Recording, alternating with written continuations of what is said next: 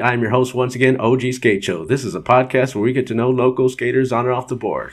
And today, our couch boy is Victor Castillo. What's up, guys? How you guys doing out there? And let's introduce our guest this week. We have Vincent. Oh, shit. Here we go. How do you say it? I should have been practicing it. I told you, dude. This is a moment of truth. All right. Lou. See, I told you I was going to buzz it out. It's hard, dude. Luevanos. Luevanos. Is it all in one take? It's all in one take, right? Yeah, this is all one take. Okay. I think, so you pronounce it Luevanos. Luevanos. That's Luevanos. Luevanos. No. Okay, say it again. I can tell you my whole name, and you want to be even more fucking blown away? My full name is Vincent Angel Philip Luevanos. There you go, everybody. So it's not Vincent Luevanos. No. So I've been saying it it's wrong. not Vincent Luevanos. It's not Vincent Luevanos. Yeah, because those are the two ones that it gets. Yeah. It looks like it says that, but right. Nobody knows how to read. Nowadays, you know. Luevanos. Hey, what's up? How's it See, going? Hey, it's because the camera came on and I got a little shook, and I was doing the intro, and and in my head started saying it right. Vincent, oh, I fucked up. We knew we were gonna get there, but tell us what city you're repping. Right now, I'm repping Long Beach, but I'm originally from South Central or South Los Angeles, California.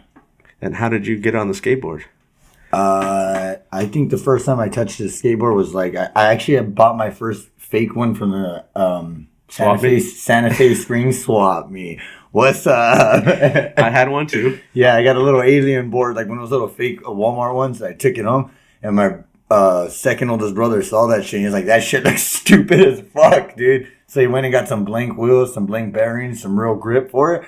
And he kind of hooked it up like... So it looked legit. It looked a little bit more legit. Passable in the hood. Yeah. So I wanted to ask, where were you born and raised?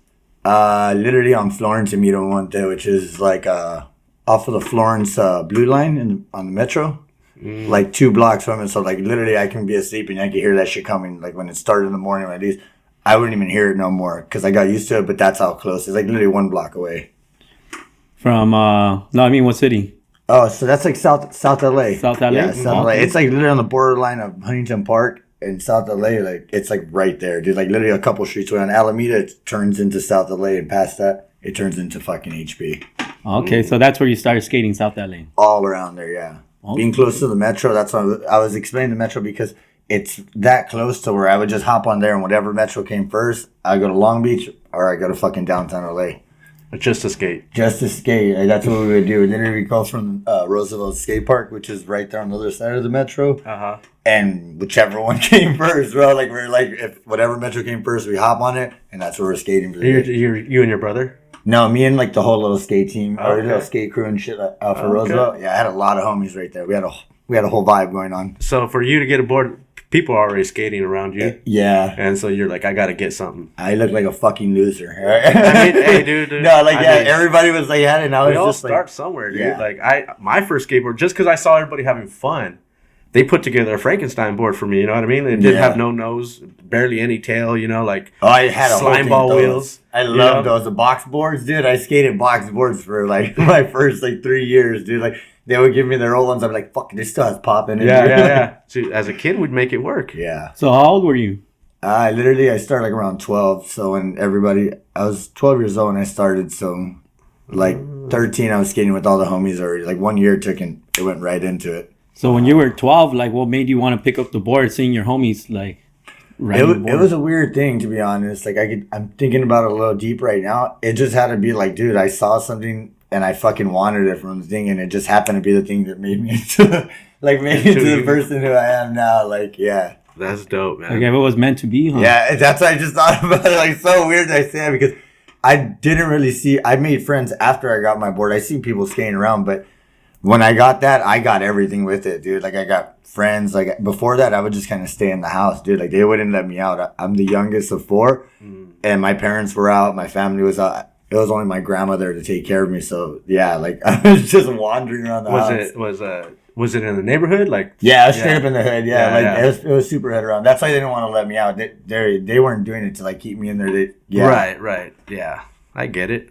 But dude, shout out to skateboarding because that does take you another direction. Because being in the hood, sometimes you can go that direction. No, yeah, that's what I think I would. I see it like that, and it's funny because like look how I look. Yeah. Everybody who looks at me, whether it be a cop, a new person who meets me, they're like they have a certain set state of mind for me, dude. Like probably for you too. Same. And I love giving them the total opposite of what they think I am, dude. And like to tell them everything I do when I'm done with it.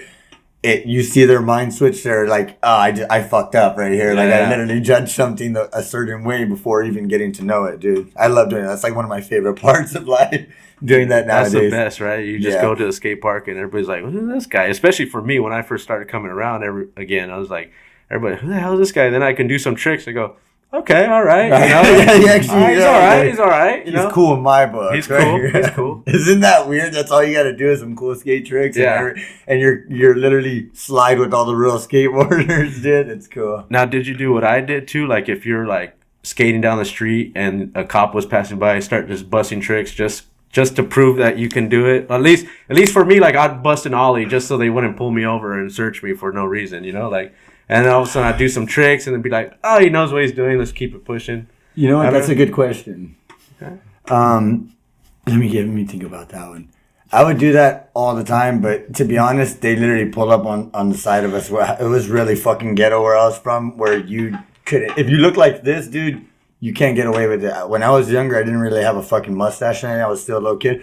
But if your homies had a backpack on them or something, they'll pull you over and let me go through your shit real quick. And they just had like fucking papers, like juices. But yeah, they didn't fuck around at all. Yeah. Yeah, they literally love, it's sheriffs. That's what it is. Yeah. I have a lot of sheriffs around it. There's not the LAPD. The sheriffs, they run around like they're sheriffs. Right. It's so funny. That is crazy. So I have a question. When you were 12 years old and before you picked up your skateboard, what were you doing like as a kid? Any hobbies? No, I was really sad. I wasn't doing anything. It was really, really sad. I was kind of like, it was a really, really sad time in my life and like lonely because everybody was out and my grandma, she was kind of getting old to where she was like an old hoarder and she was just kind of like getting dementia. She had to have Alzheimer's or dementia, one of those two. And she was just doing as hard as she can, bro, like doing the best she can. So I was just running around the house just doing stupid shit, dude. Like nothing. Like absolutely nothing. And like where you feel like you're pent up, like that skateboard probably helped. I was stuck at my house, dude. Like I was like in like it was like a little prison before that in my mind. And then I just like a dog when they see the door open, they finally get to they're gonna run. They're gonna you know? Yeah, and I went far, dude. I went far because I made it as far as I am right now, dude. Like I never wanted to stop, but that's rad. Yeah, I really didn't have nothing before that, dude. Like, I would try to play my brother's video games when they would come in. They would get the fuck out of my room. I would try to I would literally be playing with fucking dirt, dude, outside like a little kid. But it was really, really trippy, dude. Like, it shifted my whole life and really made me into the person I am today a lot. And when you say grandma, is it mom's mom or dad's mom? My dad's mom. I only got to meet one grandparent in my life, and it was her, and she was the best person in my life, dude. Like, she took care of me and my dad and my family to the end, dude. Like, yeah, she was a trooper, dude. My grandma, I love her. Those are the OGs, man. Yeah. I'm telling you. She would do the funniest shit, though, dude, because I'd skate the porch outside of her house, which is a little bit longer than this, dude, and she would get irritated, and after a while, I would jump down, get ready to get my board and pick it up, and she would open the door, get a fucking full glass of water, and throw it in my fucking face, bro. Dang. And like, I'd be like, what the fuck? And I run towards the thing, and she slammed the door, and she'd lock it, and she'd just stand right there, bro, like on the other side of it. Well, I'm like, you fucking, what the fuck? Why would you do that? Like, dude, she was a gangster, dude. She was, yeah. Shout out to grandma. Yeah, shout out to Antonia, dude. Oh, yeah. All right, dude. Well, do you still talk to any of those guys that you started skating with? Actually, I do. A lot of them, they don't skate anymore. We all have kids and shit like that now. But I love talking to them because they're like the only people that actually knew me before like anything I've ever done, dude. Yeah. Like, yeah, we did stupid shit, dude. Like a lot. I have a lot of scars on my head and a lot of fucking fucked up parts of everything because we used to hang out, but those are some of the best parts of my life, dude. Shout out to them, man. So who showed you the skateboarding game? Who showed you like, hey, check out these skaters. Hey, don't push like this. Do these tricks, or you learned yourself? No, there was these two skateboarders that would trip out on this. They were twins, like identical twins. And they were named Stevie and Joey, and they were blocks away from my house. And it's funny because I would skate to the park a certain way and cut it left, but I would always look to the right because they were always had a little crew right there, bro. Mm-hmm. And they already had like the ramps outside the flatboard, like you had like that with the fucking sign, the street sign on it. They had that already. And I finally got it in with them. Like one of my homies from the park was like, yeah, I'm going to go skate at their house. They're like, you should come. And I was like, oh, hell yeah. And they taught me everything, dude. One of them was kind of like the America type of style. Like he had like the tighter pants and he had like that stuff. And another foot skated like a cholo, like he had Dickies on. So it was two identical twins, bro, that had the two skate styles pretty much, bro. That's pretty crazy. It was the coolest thing. And they knew everything, bro. Like they fucking they would get all the new videos, like In Bloom. They fucking get all the new America videos. We would go to Mainline. We would all pitch in or they would just pay for it themselves. And we'd watch the videos, bro. Like it was straight up real skateboarding. You know how I'm talking about, dude. Where you get a fucking skateboard, you watch it, you're like, "Fucking, let's go skate!" Dude. That shit's tight, dude. That was the funnest. So those two motherfuckers gave me the rundown with everything. And after that, dude, I became like a really good skateboarder after fucking around with them. I started becoming one of the best. But like I started off real low, dude, because I was scared to do everything. Like really scared, dude. So were you always tall? No, dude, I was tiny, dude. I was like fucking. I was really tiny growing up. Dude. I used to get bullied a lot and everywhere. I would get fucked with there. That's how tiny I was. I would just get fucked with everywhere, dude. Like what's this little fucking guy doing here, dude? Like I was like really tiny, so they didn't even get to see me get tall. Like I seen them years after, and now I'm like I'm taller than them now for sure. Yeah. Is that when you had your long hair, or that was years after? Years after. I started getting taller, like around the time where I cut my hair, where I cut it all off. But they didn't even get to see me when I had like my fucking long hair, dude. They were already like they had chilled out, which I was a bit bummed out. They come to the park once in a while. Yeah. But yeah, like that was a big one where it's like, yeah, those dudes, shout out to Stevie and Joey, dude. They really showed me the way. Like, that's rad. It was tight. I got alcohol poisoning with them the first time. Oh my gosh. Yeah, I have. You know how you see the setup right here? Back in the day, you used to have people that lived around the block, and like one time I can hear a skateboard like cruising by, and then cruising by, I'm like okay, I'm peeking out, and then he's like looking at the curb. I'm like, what's up, dude? He's like, oh, and he gets all nervous. I'm like, you want to skate? He goes, can I? He goes, I'm like, yeah, dude, let's skate, man. That's and then all of a hilarious, sudden, but he was just like. Just cruising by, hoping I'd come out and like invite him in. Yeah, like, you know it. You're like, hey man, dude, just come in. Yeah, dude, it's cool, man. Let's skate. It's cool. Yeah, he was from Chile, and he was cool, man. Rodrigo. I wonder what happened to him.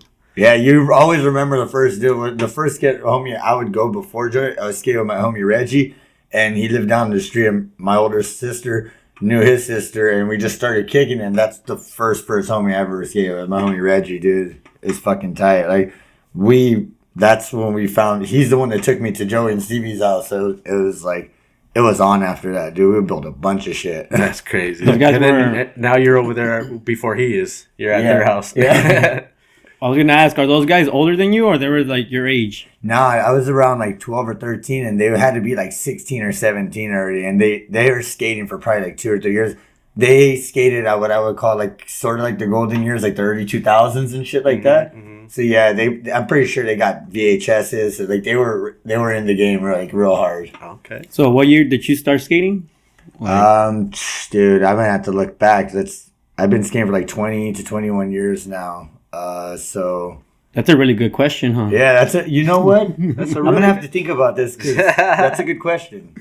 That's a good question. So 16, something like that. What's here? We're gonna do math now. What's 21 minus 33? I don't like math.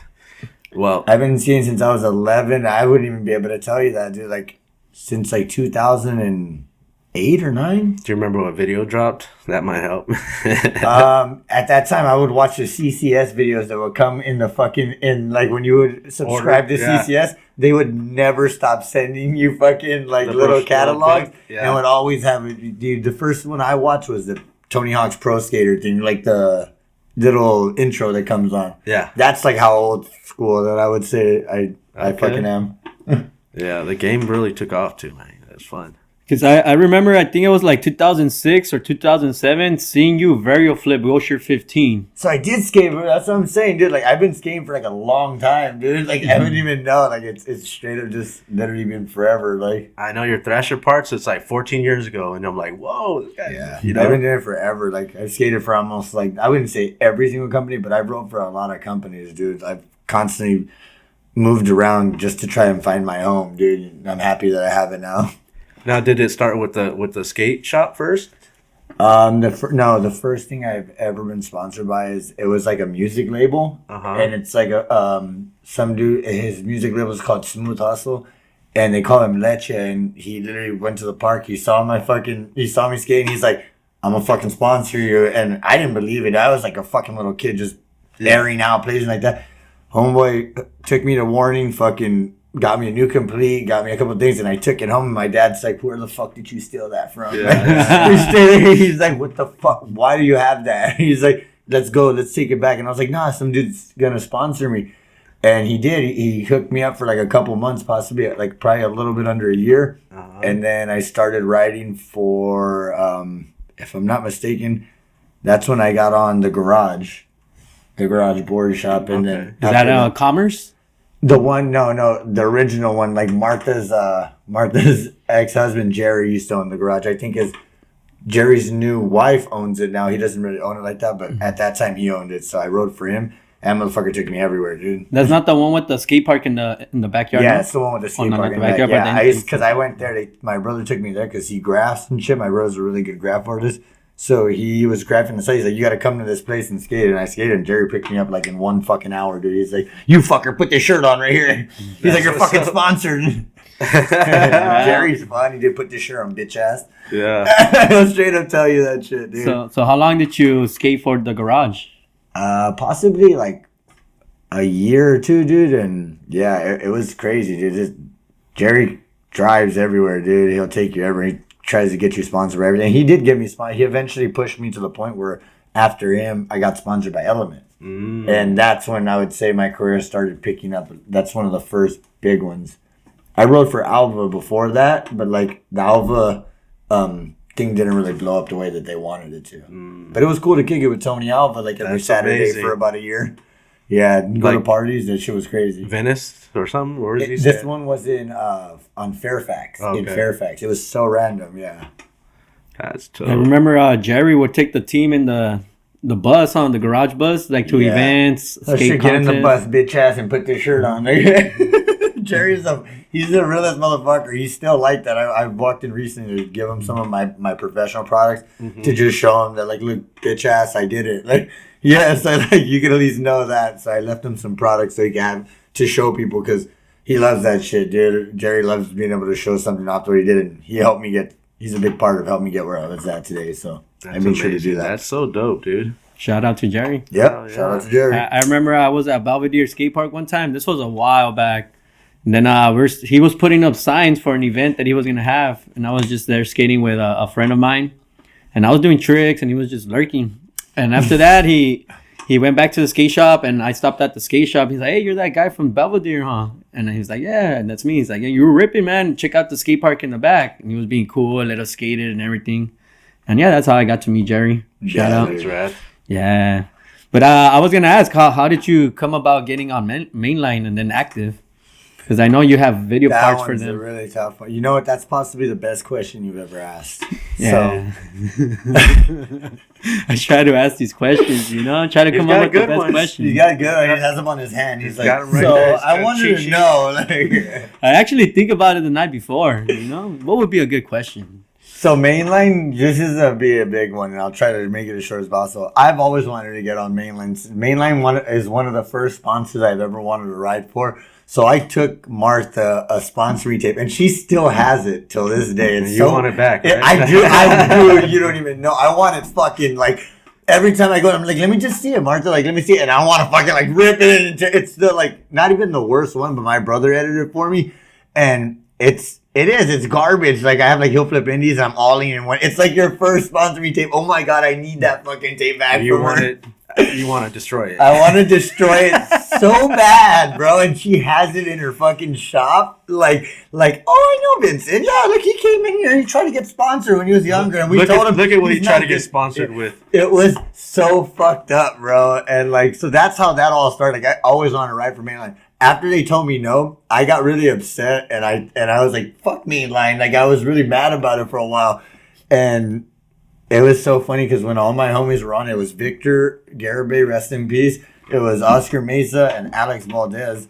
And they were all on it. And we all lived in like the same pad in Southgate. We all would stay there. My homie who owned the company, Sensitive Skateboards, had a pad and he would let us all chill. And they were all riding for mainline and they were all like, just get on, dude. Like, come on, it's going to make it easier. And I was like, no, fuck that. Like, I was such a stubborn bitch, bro. So because they told you no one time, you didn't want to go Yeah, I didn't want to get on. And I was so upset, bro. Like, I was such a stubborn little kid. Like, it was hilarious. And I gave in, dude. I got on, and that was literally, I would be honest, that's one of the best times of my life as well, dude. Living with being sponsored by Mainline. Martha is one of the beautifulest persons I've ever been around. Her daughter's a beautiful person. Her whole family are fucking very genuine fucking people, dude. They're loving people, and I'm happy I got to kick it with them, dude. And even all my homies around that time, those are some of the best. That's the first time I had a kid, you know? Like, that's how crazy it went. Like, we were having way too much fun, dude. Like, yeah, like way too much fun, and it's cool. I'm happy that I had those times with them. And after Mainline, I started hanging out with Mark Cox, Shrimp Daddy. Uh-huh. And he fucked around with a lot of people that pretty much were with Active, and he was filming a video, and I was sort of writing for them, and after we made that video, dude, it blew up, and Martha was really hurt that I left to Active. She's like, you can leave me for anybody, but just don't leave me for Active. She's like, because that's the only one at the time that was above her, bro, and I had literally had to go up to Martha, bro, and tell her, like, Martha, I gotta leave the team, and she's like, why? Like, where are you going? What's going on? Tell me. And it was the most, oh man, I feel sad right now telling you about it, because I was like, I got to ride for Mainline, and I got to ride for Active, and she was really hurt about that for a while, dude. Like, I was hurt myself and stuff. Yeah. But Active did take me to the next level. It got me my first Thrasher part. That's the one you guys were watching. Yeah. So that's a big part. The where is it, right? Active, yeah, where's it at? Or where is it? Yeah. And then the no brainer was Mainline. That one was at Mainline, like right before. So I filmed those parts. All literally, dude, like every day filming constantly for like fucking 4 years, every single day. There was not one day where I took off like that, dude. Like I had the energy, and I fucking did it every single day. And I filmed those 2 parts, and that shit was just, I just kept going, dude. Like, straight up, like those are 2 banger parts, yeah, for 2 different ski shops. Me just even thinking about it right now, I gotta take my glasses off. Like, wow, dude. Like, fuck, like, I mean, Thrasher part is everything in the skate world. You know what I mean? It's where you want to be. I do want to say that, like, doing those though, dude, was a lot that I didn't, because now that I'm older and I understand it, I was just going through a lot in my life, dude, and I wasn't trying to express it through my skateboarding. Mm-hmm. And if you can just see it, I'm just throwing out as much as I can, and it was good for me mental health wise at the time. But in the long run, dude, like, it was just like, I was just pushing myself a little bit hard, you know? I was just really, like, how I was raised. Like, it's just keep on working, you keep on working, you keep on working. So sometimes you got to take that break, or at least, you know. Yeah, that's what maybe not a break, but like, no, you really do. At least realize, you know, like, hey, like, I'm really beating myself up for something that may not have that much of a reward at the end of it, except for, like, just, you know, praise and recognition was, you know. Now I literally figured that out, like, I would say, like, a couple of years ago, and that's when, like, I stopped skating and pushing myself so hard, because, dude, I push myself, like, hard. Like, you've got to skate with me when I really, really skate. I've skated with you personally, like, in a real competition when I go. Nowadays, I let myself do a trick or 1, 2, and I got to be happy that I do that, because I've done a lot, dude. I haven't done everything, and I haven't paid my dues, like, fully, but I've done so much that I should give myself a little pat on the back, you know, and just, like, you know, just chill, Vincent. Like, you can have 1 beer and just relax nowadays, dude. It's really healthy to do that for your mental health, dude. Yeah, and then sometimes we don't acknowledge that the little simple things, the little simple successes that we have, you know, like, just like waking up, bro. That's like waking up with how. That's a win, already, you know? Dude. Yeah, when you open your eyes, dude, you should be like, fuck yeah, dude. You know? Yes, I did it again, bro. The older you get, it's a trip how many times you do that. Yeah, straight up, dude. And then being hard on yourself, like I feel you on that, because sometimes, bro, like I'm skating, bro, and I'm trying to get at a level where I'm want to get to, and then like sometimes it's not happening. I'm like, dude, why am I pushing myself? It's not gonna be overnight, you know. It takes process, you know. It takes practice. Yesterday I was doing a front blunt, and then before the lights turned off at LP Park, I wanted to get a front blunt shove, but it wasn't working out, and I was just getting pissed. I told Brooke, the lights turned off, and I told Brooks, like, fuck, bro, I don't know why I'm hard on myself. Like, yeah. Brooks like, there's yeah, tomorrow, bro, you know? Yeah, there's tomorrow, yeah. Yeah, you could come back tomorrow. The park's always going to be here. Yeah. But it's just those little moments that you're just hard on yourself, you know? But shout out to them, because you're putting in the work at the time, and you want you want the reward, and you know there's a time limit, especially because the lights are going to go out too, you know. And then just us, we just want what we want, and we want it now, you know. Yeah, It's just crazy. and that all kind of, not really all of it. It falls a lot under like mental health, dude. Like that's your mental health right there, run. If you don't take care of it, literally the littlest thing, like, oh, I can't back 50. You know, you get so mad at you. Like, and it's like, that's you right there. Your brain's telling you something right there. It's like telling you, like, literally, like, I don't like, it's basically telling you, I don't like this. Like, or like, this is getting you upset. Don't do this. So I just try to work on not doing all that no more, which skateboarding does bring me a lot of, like, when I can't do something in skateboarding, I get super down on myself. So see, that's the thing though. You get bummed about it, but then you can't. You got to learn to not let it linger. You know, like that night, because you can't let it like not let you go to sleep at night because you're like, dude, I didn't get that back blood. Oh, I you remember know what I mean? doing that shit back You know in what the I mean? days, bro. I remember staying up partying all night because I couldn't like fucking because I couldn't 360 flip the Hollywood 16 like fuck like that, like shit like that. Where I've had those nights where like, you fucking idiot, and yeah, I still beat myself up because of those, dude. Like, you almost had it, you dumbass. Like, yeah, skateboarding's hard, dude. It's really hard on your mental health, and if you're not taking care of it properly, literally, everything starts like kind of falling apart. To be honest, yeah. It's one of those things. So if you're looking at your glass, you know, it's not half empty; it's half full. Yeah, it has to be half full dude, all the time. You know what I mean? It has to.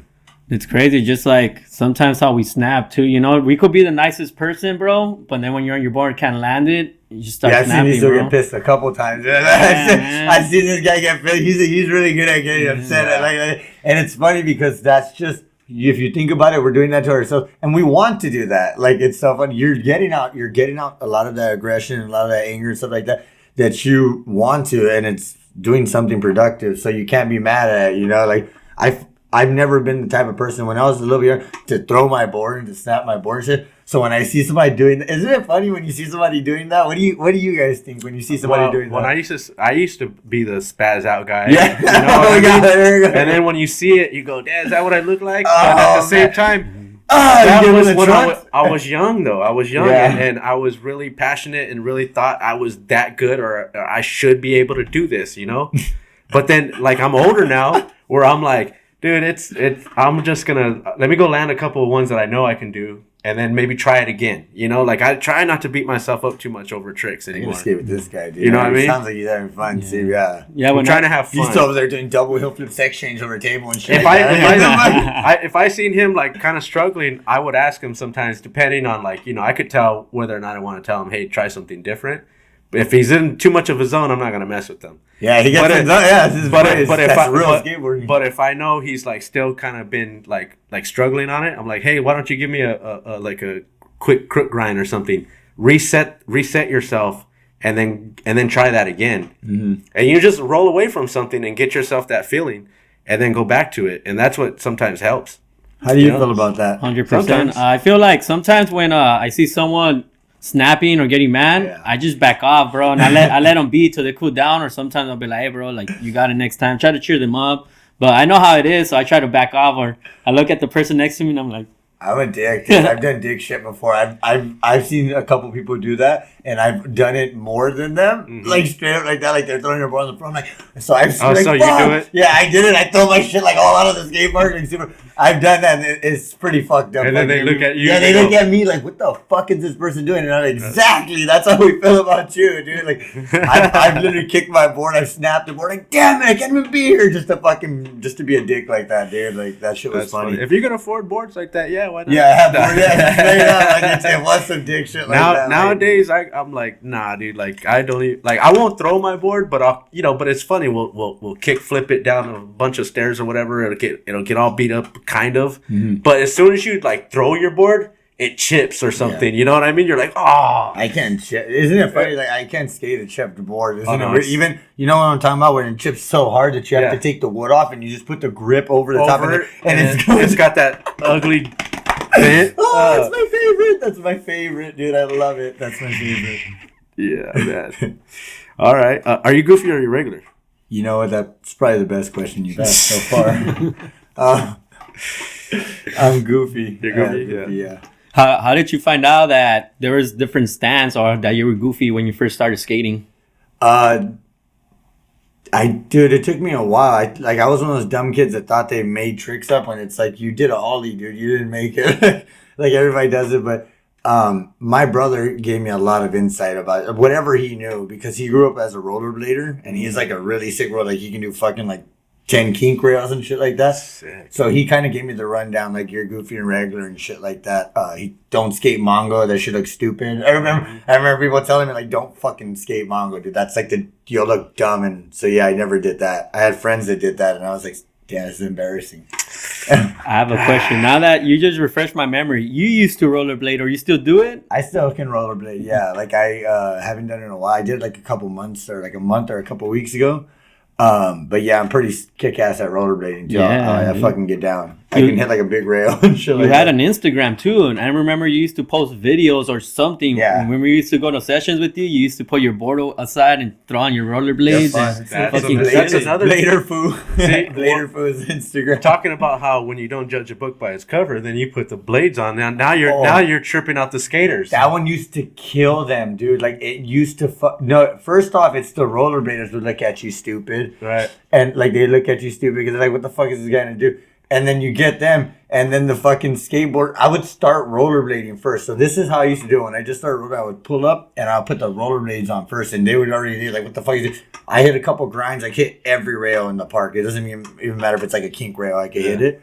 So yeah, like I fucking would show up and kill that. And then they'd be like, what the fuck? And then I put my board on, and I go even harder, dude, because I was warmed up from the rollerblades. So. That is hilarious. Yeah. You're all warmed up. They warm you up like in 10 minutes of rollerblading, dude. It's probably like about an hour of skateboarding because the body, you use every single muscle in your body pretty much.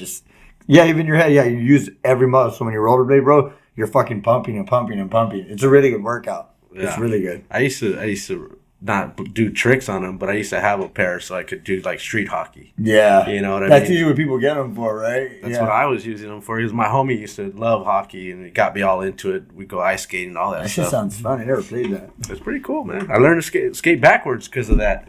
You know what I mean? So, yeah, dude, that's crazy. You ever rollerblade at least, though? Remember that time at the LA skate club? club? I made him. Yeah. Dude, I could even pull up that video, bro.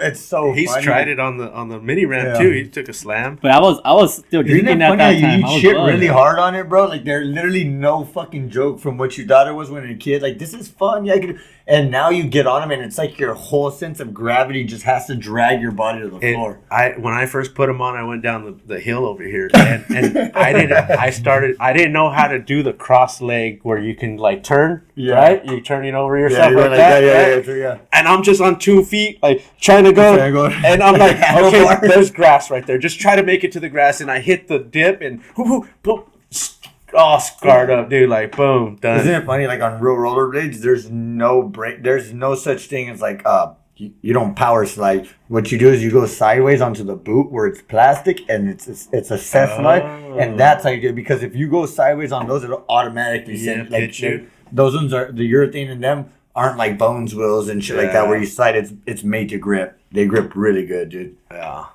Yeah, ice skating is a little different too because on the rollerblade, the one I had at least had a wheel like kind of near the toe, and then on the ice skates, that's gone. So it's just like starts from right under. I've never ice skated, and it's a trip. You're like, wait, where's that little? There's that little spot right there. It's gone. I'm used to. Super uncomfortable now. I've never ice skated. I got to give that one a try. It's fun. You still got your rollerblades? Yeah, I think they're in the van probably, hopefully. I should have them on me at all times. Sick, Get some yeah. sick-ass rollerblades. I remember tripping out when I seen you with it. Yeah. I was like, dude, I this love guy's it. busting. I did it because of my brother, and that's what I did. Like, I remember, okay, check this out. I remember showing them to the park with rollerblades first, and like, what the fuck, this is stupid. And I think that made me build up the courage. So I'm like, all right, I gotta get a skateboard. Mm-hmm. Yeah, because I used to show up to the park with everything. You go to the skate park and shit like that, and then I finally got it, and I got to kick it with the cool kids. And it was really cool, dude. So shout out to rollerblading for fucking making me see how stupid like it looks and just start skateboarding, dude. It did.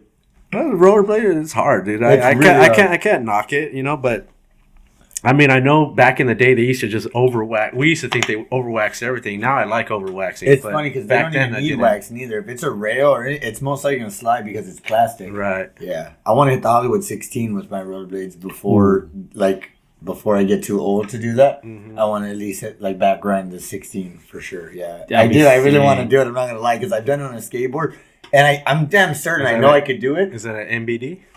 For me, it would be an MVD. Okay. Oh, there's motherfuckers on that have killed it on Hollywood 16, dude, on Okay. rollerblades. If you think it's crazy like that, they've like gone backwards, hopped over the rail and hooked it with the other side like that down. Yes. And like with one foot, like that's Is that the equivalent to like an over? that's the equivalent to a fakie overcrook, probably. Yeah, like- a fakie overcrook, or not even like like that. a blunt type of deal. It's like a. It's kind of hard to explain. yeah. Yeah. Oh, no. It's the equivalent. Okay. Trip on this. I'm really fuck with your brain. It's the equivalent of you going and doing a fakie 180 to front crook down the Hollywood 16. That's the Damn. equivalent of when they would go backwards and hook it from the other side. Yeah. A fakie 180 to front crook down the 16. That's fucked up, huh? Like and I can break it because I do both of them. I can do the math in between what it would be because when you just hook on with the boot, I see it as a nose slide, and that's what Right. it is because you're just Okay. sliding like that. So they have the same kind of ordeal with it. Yeah. That's a dope. trip. Yeah, it's No. true. We already fucked with your brain, huh? That shit's hard. That's why I try and do it as much as possible, but you can really you can fracture your whole ankle because it's not a shoe. It comes all the way up to like right here. So if you actually do break something, bro, you'll break your tibia or your fibula. That's like the snow boot. That's huh? like that's your whole thing right there. Like that's like bad. So I try not to fuck around on them too much, dude. Yeah. It's scary. Yeah, Yeah. because you told us about your wrists already, so. Yeah, they don't move. Here, I'll show everybody. Like so, yeah, because falling off a roof, roller clip. Nah, yeah, they don't bend back no more, dude. Like you can push it as hard as it. It's just stuck. I don't even know why it's stuck like that, dude. But they said it has a lot of tension right here. But I think that I fractured a bone and it's kind of like poking right there, and it just kind of like It just locked in doesn't. there. That's crazy. Is that one of the worst injuries you had? Yeah, to be honest, yeah, it was the first time I broke something and it scared the shit out of me. Like straight up, yeah, it happened so fast and I was like just filming for that Powell part and I fucking nollie flipped and I finally stuck it and before I know it, dude, I just rolled a little bit and I was like, you fucked up, bro. Like you fucked up bad. Like it was like, it looks like not that big, but when I fell, I was like, you're going to fall into a bush, so you're good. But the bush, like, it was a double thing where you go down, down, down. The bush was on that one. This one was just the floor. So, like, I kind of expected to fall in a bush, and I just straight hit concrete, and it snapped this one. It broke it right there, and it fucking demolished this one, dude. So, yeah. I Like, hate talking about that because Yeah. we just saw the Nigel one recently, and that thing was just yeah. devastating. Oh, that one's fucked up, dude. That one's I mean, really and, fucked up. as being a skateboarder, you know, we all never want to see something like that, and I was tripped it's on that one. insane. I had 2 broken bones, and I know the recovery process. But how did you recover on yours? Like, what did you do? I did it terribly. I didn't have insurance at the time, so I just try to do whatever I can. They put temporary cast on them, and then I try to go to numerous fucking hospitals, numerous places. But in reality, nobody wanted to tell me that you can't get this surgery done, or you can't get anything really done without insurance, without a good, and actually not even just insurance. Like that shit's gonna cost money. They would all look at it and they're like, No, you need to go here. How You- sad that this place is like that. Instead of fixing you first and then worrying about that later. No, they fucking because We won't even yeah. touch it until we figure That out was we're gonna fucking get paid. sad, bro. Because I went to the emergency room. In the emergency room, they don't put on real cast. They just put on the little temporary Yeah. one, dude.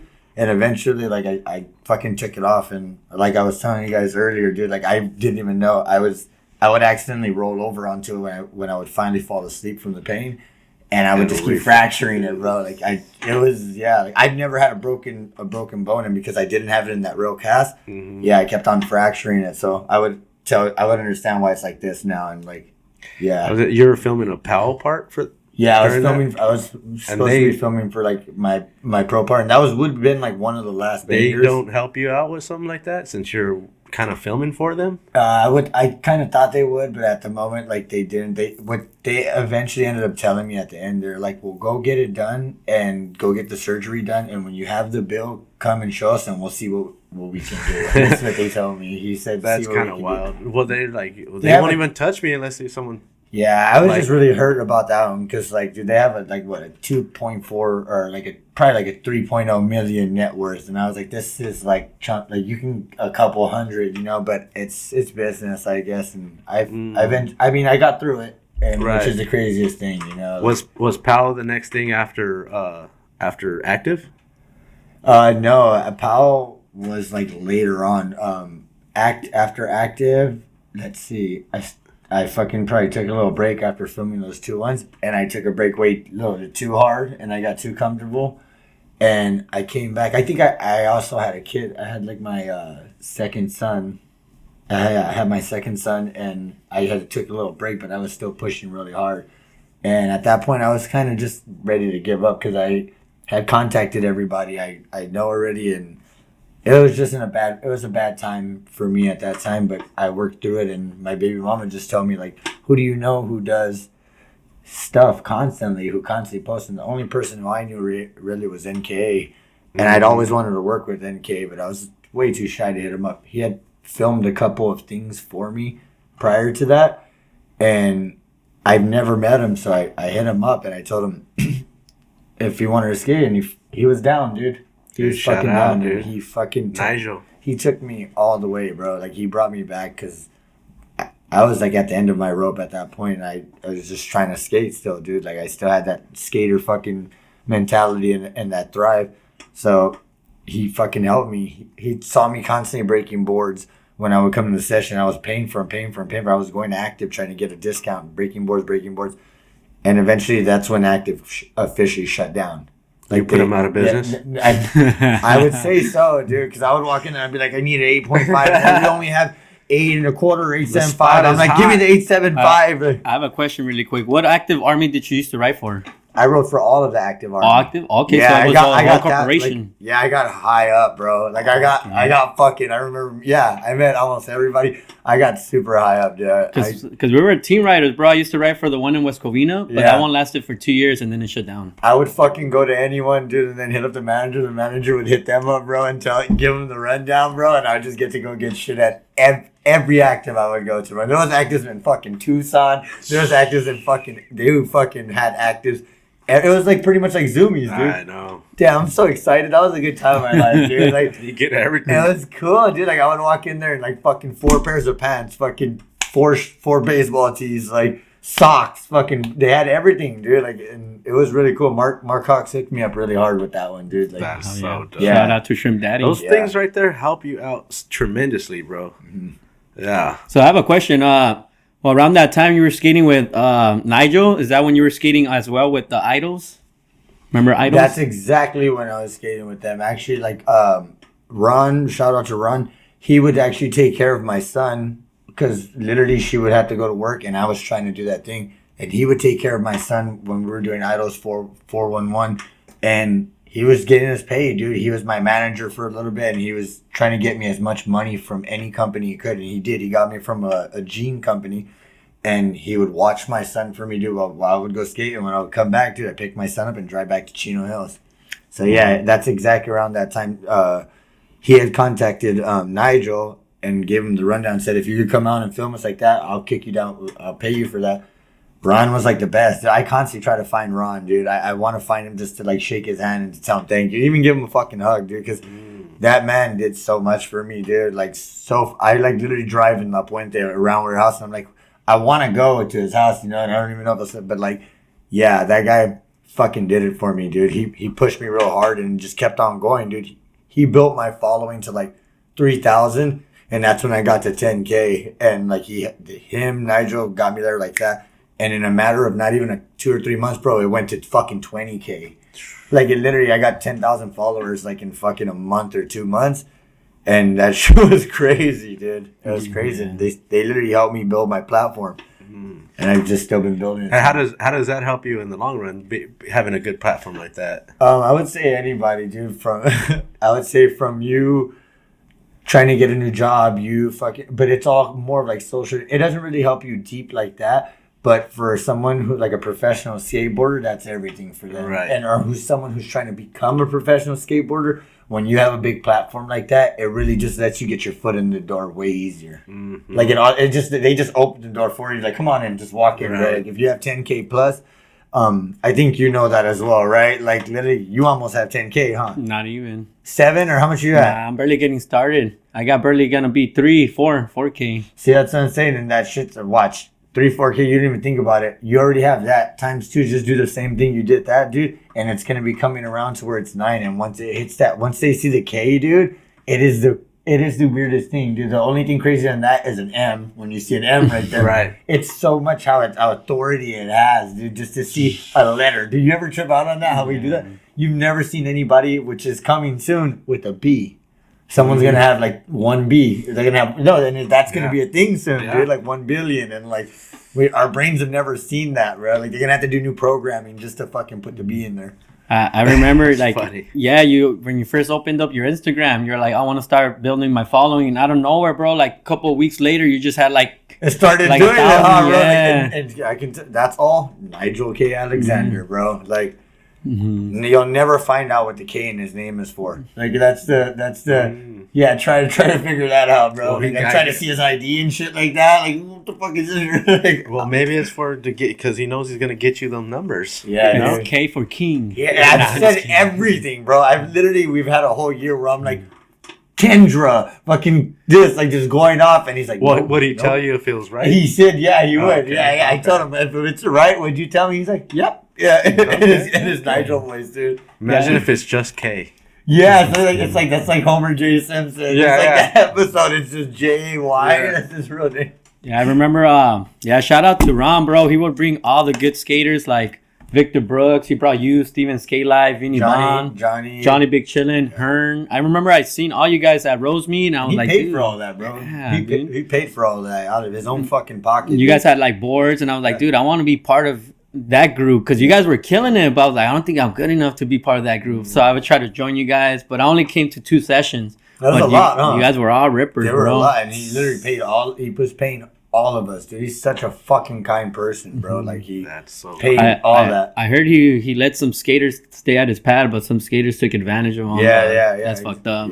Yeah, but some skaters are like that, man. Sometimes, man, like. Well, it sucks to say, but you start getting stuff, and it becomes like some people just take advantage of it a little bit, like I remember back in the day there was a company I was trying to work for back in the day where they're like, oh, everything's free, like the drinks and everything, and then people started taking cases of Gatorades home. Yeah, shut all that down for everybody. No, it's not free. Yeah. I had the same thing with food sponsors in the past. Yeah, because I've always usually had a food sponsor. Now like Shove It Tacos. I've always had a food sponsor, and it always ends up like that too when you take advantage.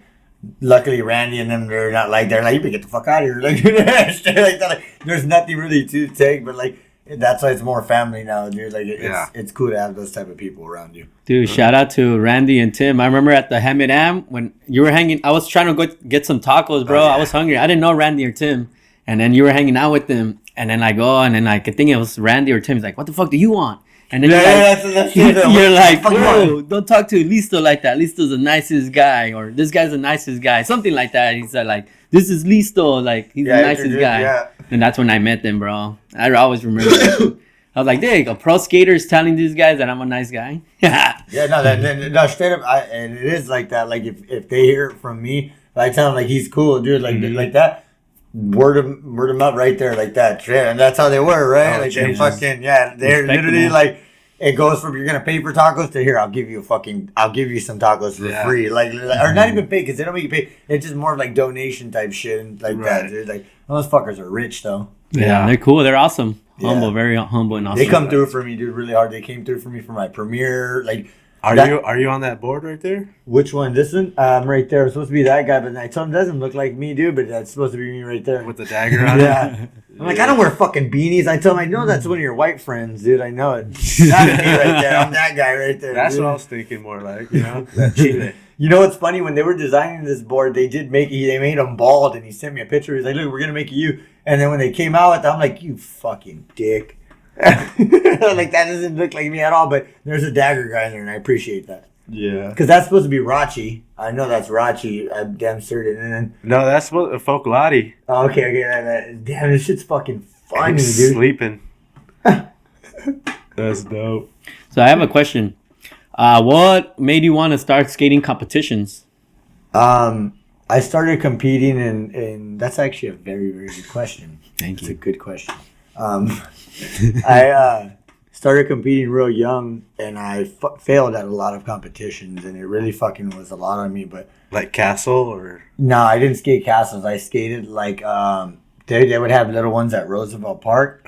I skated the Salt Lake competitions. And the Salt Lake competitions were thrown by Mainline. And Mainline always had the best riders like Oscar and Alex Valdez. So that was kind of like my competition growing up. I had to get as good as them. And they also had the What's Up Rockers crew with fucking Sasai and fucking Remo? Kiko. What about Remo or no? Remo was a little bit further on, but it was literally Kiko would be at the fucking competitions fucking ripping that fucking bastard. Oscar Mesa would be right there ripping, and fucking Alex. They were just too good, and I wasn't on their level. And it took me a long time to get on their level, dude. And I skated those competitions and lost a lot till I built my way up, bro. And I literally started whooping their asses finally. Like, and all it was is more vert. I had more vert, and because they would skate street, but none of them would skate that. So a fucking back three nose grab over a hip transfer to start your line off with, a fat one, bro. That shit kills it right away. And then I can remember my whole line, bro. Like, you do that over the spine, go down, and then fucking hard flip or kick flip off with a little bank drop. Once you do that, boo, it's over, dude. You knock those two in a line. I started shutting them down, bro, because they had good line. They would hit the rail, and I wasn't that good at rails. But I learned how to do them, dude, because you need to do that. Like, they're doing rails. You need to learn how to lip slide, front board, back lip, and then I started learning how to kickflip back lip, bro. Like, it was cool. So, like, the Salt Lake competitions really pushed me a lot, dude, to get better. That's really where I learned my shit. And then after Salt Lake, they would have Bell Gardens ones, and those ones were the bigger ones. You ever skated Bell Gardens? Bell Gardens, nah. Yeah, have you ever been to Bell Gardens skate park? No. Yeah, they used to have like Red Bull 7. They had the Red Bull 7 City Hustle there for the first time, which they took Bell Gardens, Hawaiian Gardens, Huntington Park, and I think like Vernon, a couple, like 7 cities. And they made teams, and they all put them against each other at Bell Gardens, dude. And I won that one first place too. Sick. And we won for HP, and that's why they have a fucking 2 new obstacles there. So whatever park won, they were gonna go and build obstacles there, and that's why they added it has two transfers there on the side of the ledge, and they built a fucking like a fun box kind of.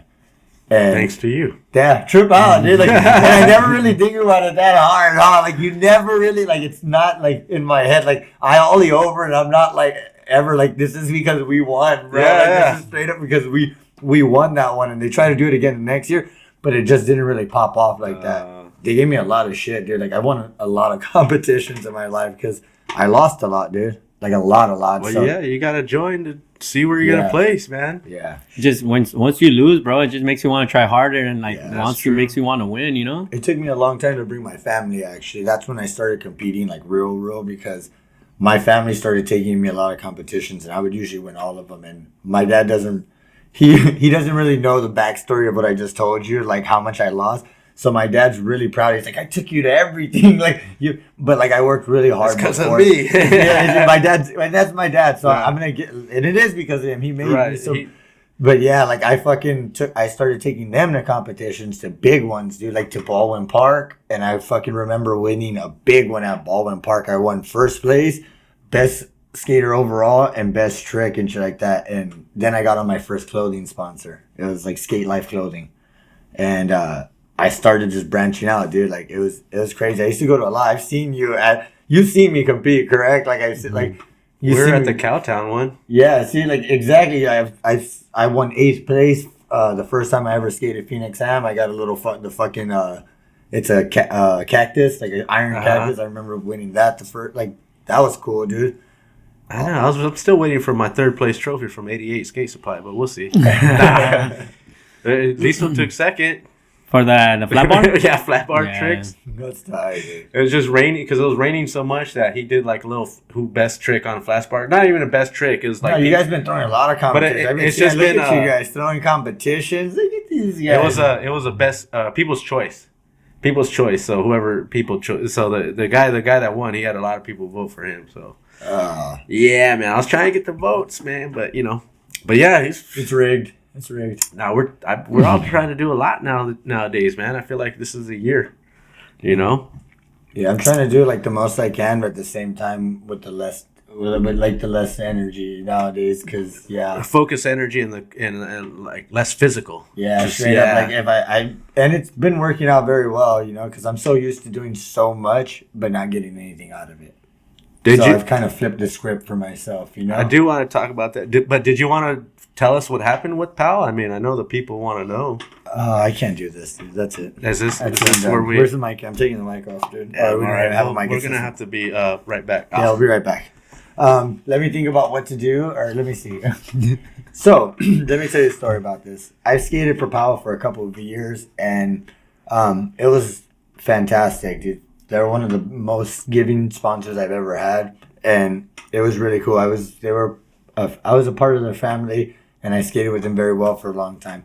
But in the end, it took a lot of work on my mental health that I wasn't taking care of, and it put me down a really bad path in my life that I'm not too proud of. And that's after they let me go. And before that, all I try to do is just be professional. So with all the footage that I filmed with them, that's what I turned into my last part, which would have just got thrown away and they wouldn't have done nothing with it. Is that what it's called? Throwaway? That's why it's called throwaway. Oh, it makes a lot of sense. Because it's not throwaway. It's not throwaway. No, footage. I'm like, because I was gonna say, where's the good stuff? Yeah, exactly. So but that's why the part's called throwaway, because if I wouldn't have used it and done something which I paid my filmer $500 to edit the footage for me from DeVille, and he put it together. He put it together good enough to where I love to say that that's one of the last parts that I'm ever gonna work on. Like that, like to push myself like that. So, yeah, with the Powell thing, it just didn't work out in the end. A lot of people have rode for Powell and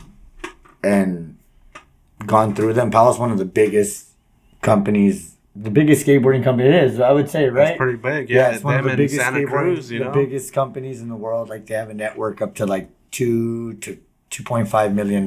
That's their net worth, and they build it really hard. And just I worked really hard. And then I just wasn't able to pull it through, And I can honestly say that as an adult now, instead of saying like it was this fault like that.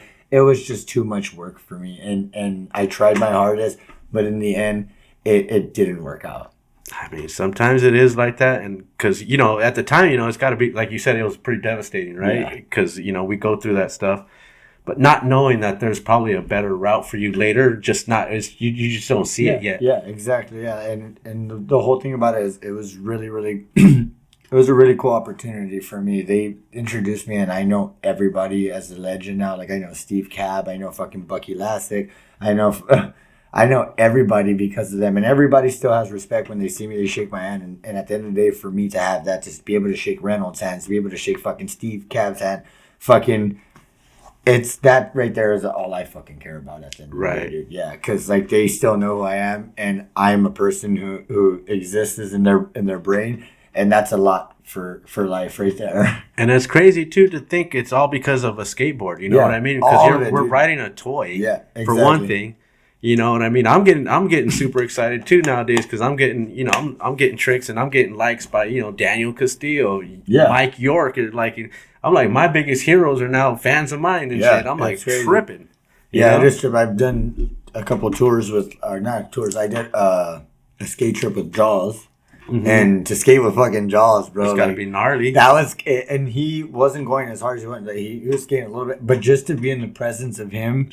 And to show him that how I skate, like, yo, motherfucker, like, I jumped down shit too. Yeah. It was cool for him to shake your hand and be like, that was fucking tight, dude. Like, that's all I've ever wanted, bro. Hey, Charles, like, I can jump down some shit. Like, shit. And not really just like I'm all in, like, I can fucking 3-flip down a fucking 15 stair. And he was pretty stoked on it, dude. That's so rad. That's really cool, yeah. I mean, that's everything, you know what I mean? Like, just getting the recognition or just people noticing what you've done is everything. Yeah. So the whole Paolo thing was just a chapter of my life that I can finally move past because when it did happen and even the aftermath of it, I went down a really bad hole, dude. And I'm happy to say that I finally got myself out of it. How did you do that? What helped? Taking care of my mental health. Like, it ended up to where I was in jail, dude. I got locked up for about 1 month in county, and I was able to sober up from everything that I was doing and going through in life. And when I got out, instead of going backwards to make the choice to start fucking up again and going down the shit that I was just constantly doing, I went the opposite and I started taking medication for my depression, my ADHD, and my anxiety. And I'm this person now, dude. Like, I'm like a whole different. I just switched up what I was self-medicating myself with. I was self-medicating with drugs, which was just fucking up my mental health more, not helping, because I didn't know.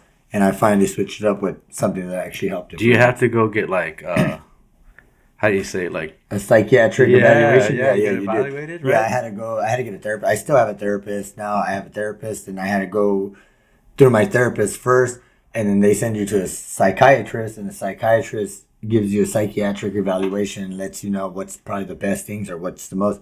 And with me, it's crazy. Yeah.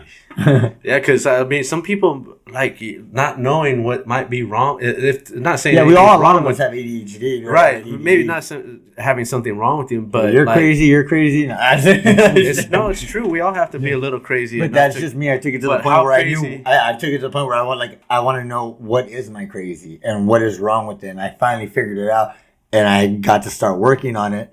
And I'm fucking proud of myself nowadays, dude, that I fucking can support myself. I can work. I can fucking own my own shit. Like, it means a lot, dude. And it's because I just did the right thing instead of instead of going backwards.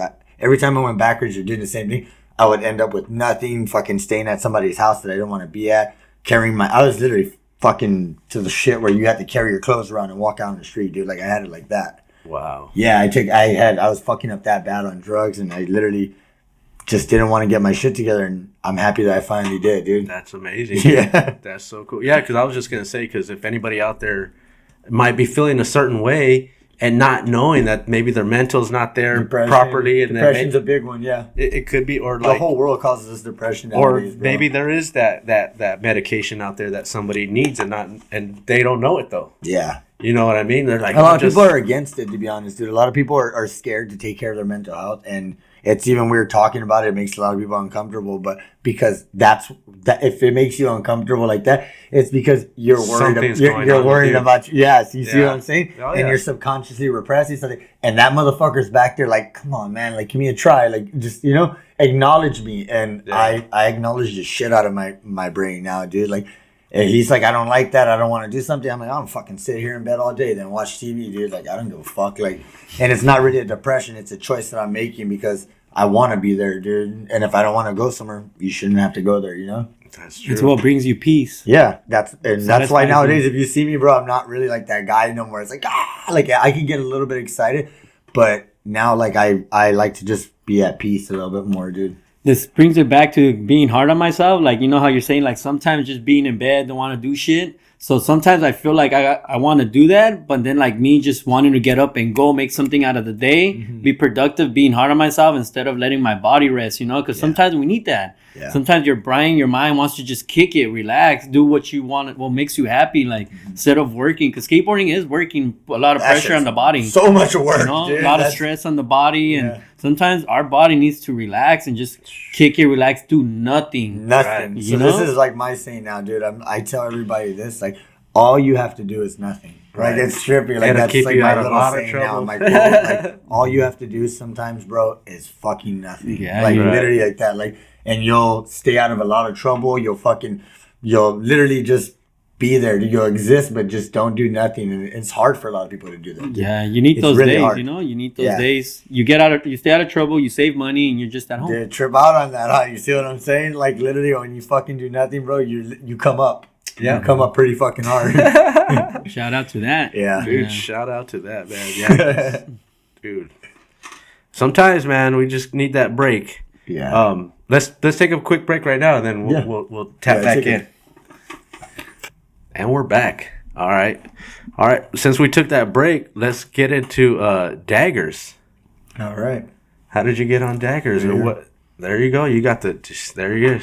Oh yeah, the mic's in the way. Yeah. There it is. I have two of them. I have this one too right here. In the LA. Yeah, the LA one. That one's proper as shit. I love this. This is like one of my favorite ones. I still got to get it like shaded in the back so it could pop out more. But I mean, I love them so much that I get it blasted on my body, and that's how much I love it already. Okay. Is that the first logo you tatted on you?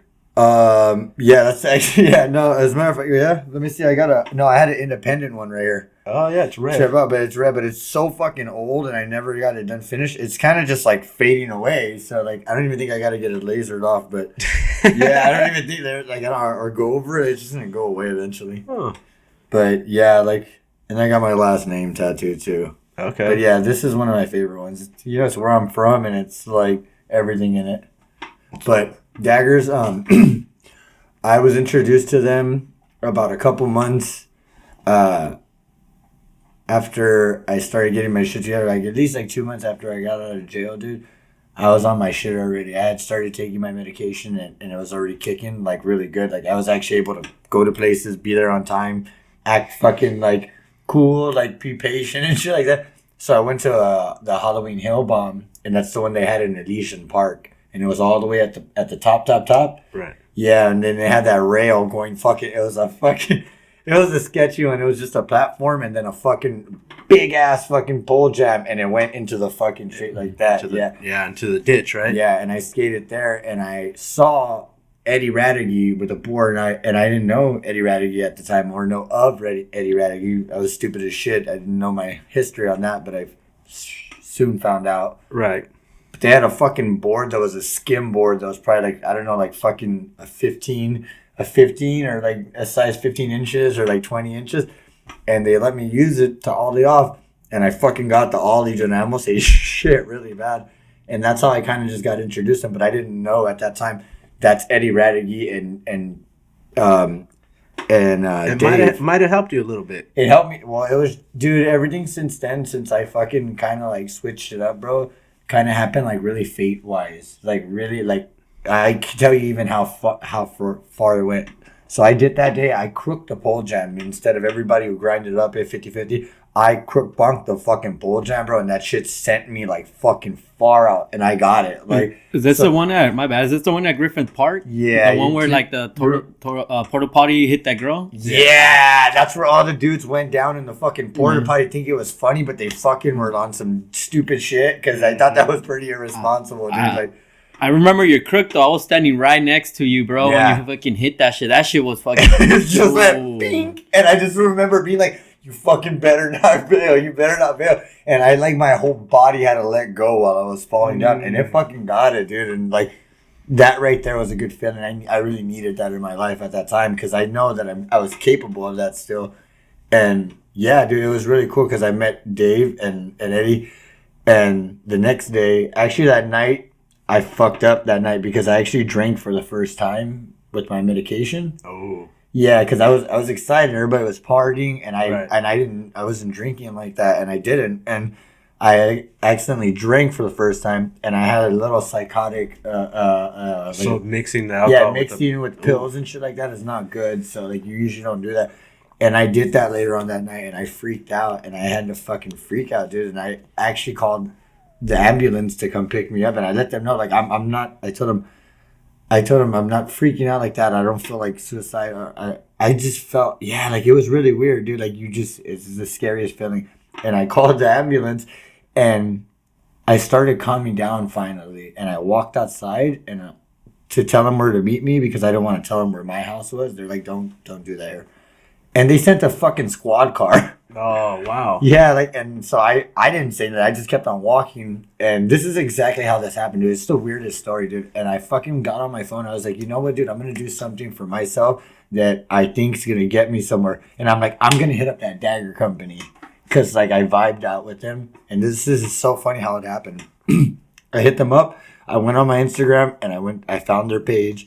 And I went to send a message to them. And right when I sent a message to them, they had already sent me a message. I was sitting in my request fucking thing saying, "Do you have a board sponsor?" Damn. It was, like, the most craziest shit ever, dude. And I told him, like, no, and I want to ride for you guys, but I told him, but I'm not going to do anything else than go professional. Like, I told him, like, I'm a professional skateboarder. I skate on a professional level, and I don't want to do the whole amateur shit. I don't want to do that shit no more. Like, I've done that shit for every company, and I'm sick of it. So I told him I'd ride for you guys, but you need to make me a professional skateboarder. And at the time, they had nothing but amateurs and flows, so they needed a professional to make it actually like a real fucking thing. Like, and when they put me on, they made me a professional skateboarder. So yeah, so sick. That's the first company that made me a professional, and I'm eternally grateful to them, dude. Because after that, I got to work on my first shoe, and now I have a fucking wheel with shark wheel that sells out every fucking time and sells out everywhere. Like,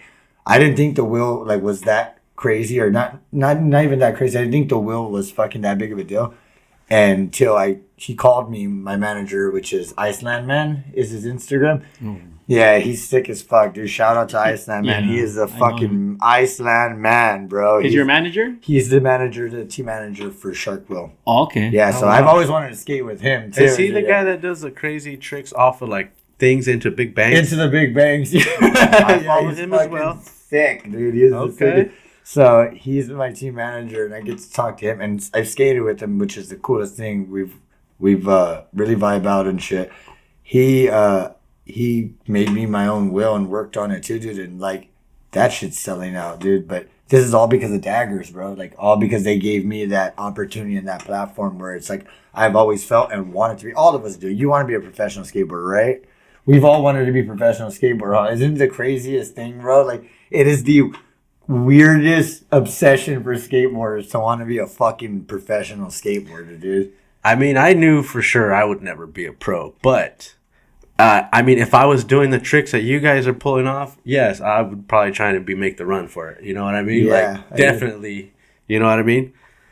I mean, your gaps are fucking insane. I just trip out on like the whole concept of being a professional is when a company literally takes the money out of their own pocket to endorse it or to fucking pretty much to fund you, dude, like that, and that's all it is. So like I can make you a professional. You get what I'm saying? Like trip out on that, and you see like you smile because it's so funny. Like that's what we're obsessed about, and like I can actually do. Like I'm waiting to turn another person professional for Daggers so we can make him a board.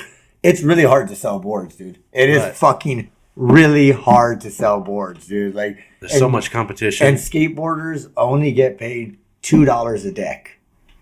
Exactly, that's the problem. That is the fucking most fucked upest thing in the world. And like I had him pay me. I'm like, no, you know what? I'm not gonna do that $2. I want $3.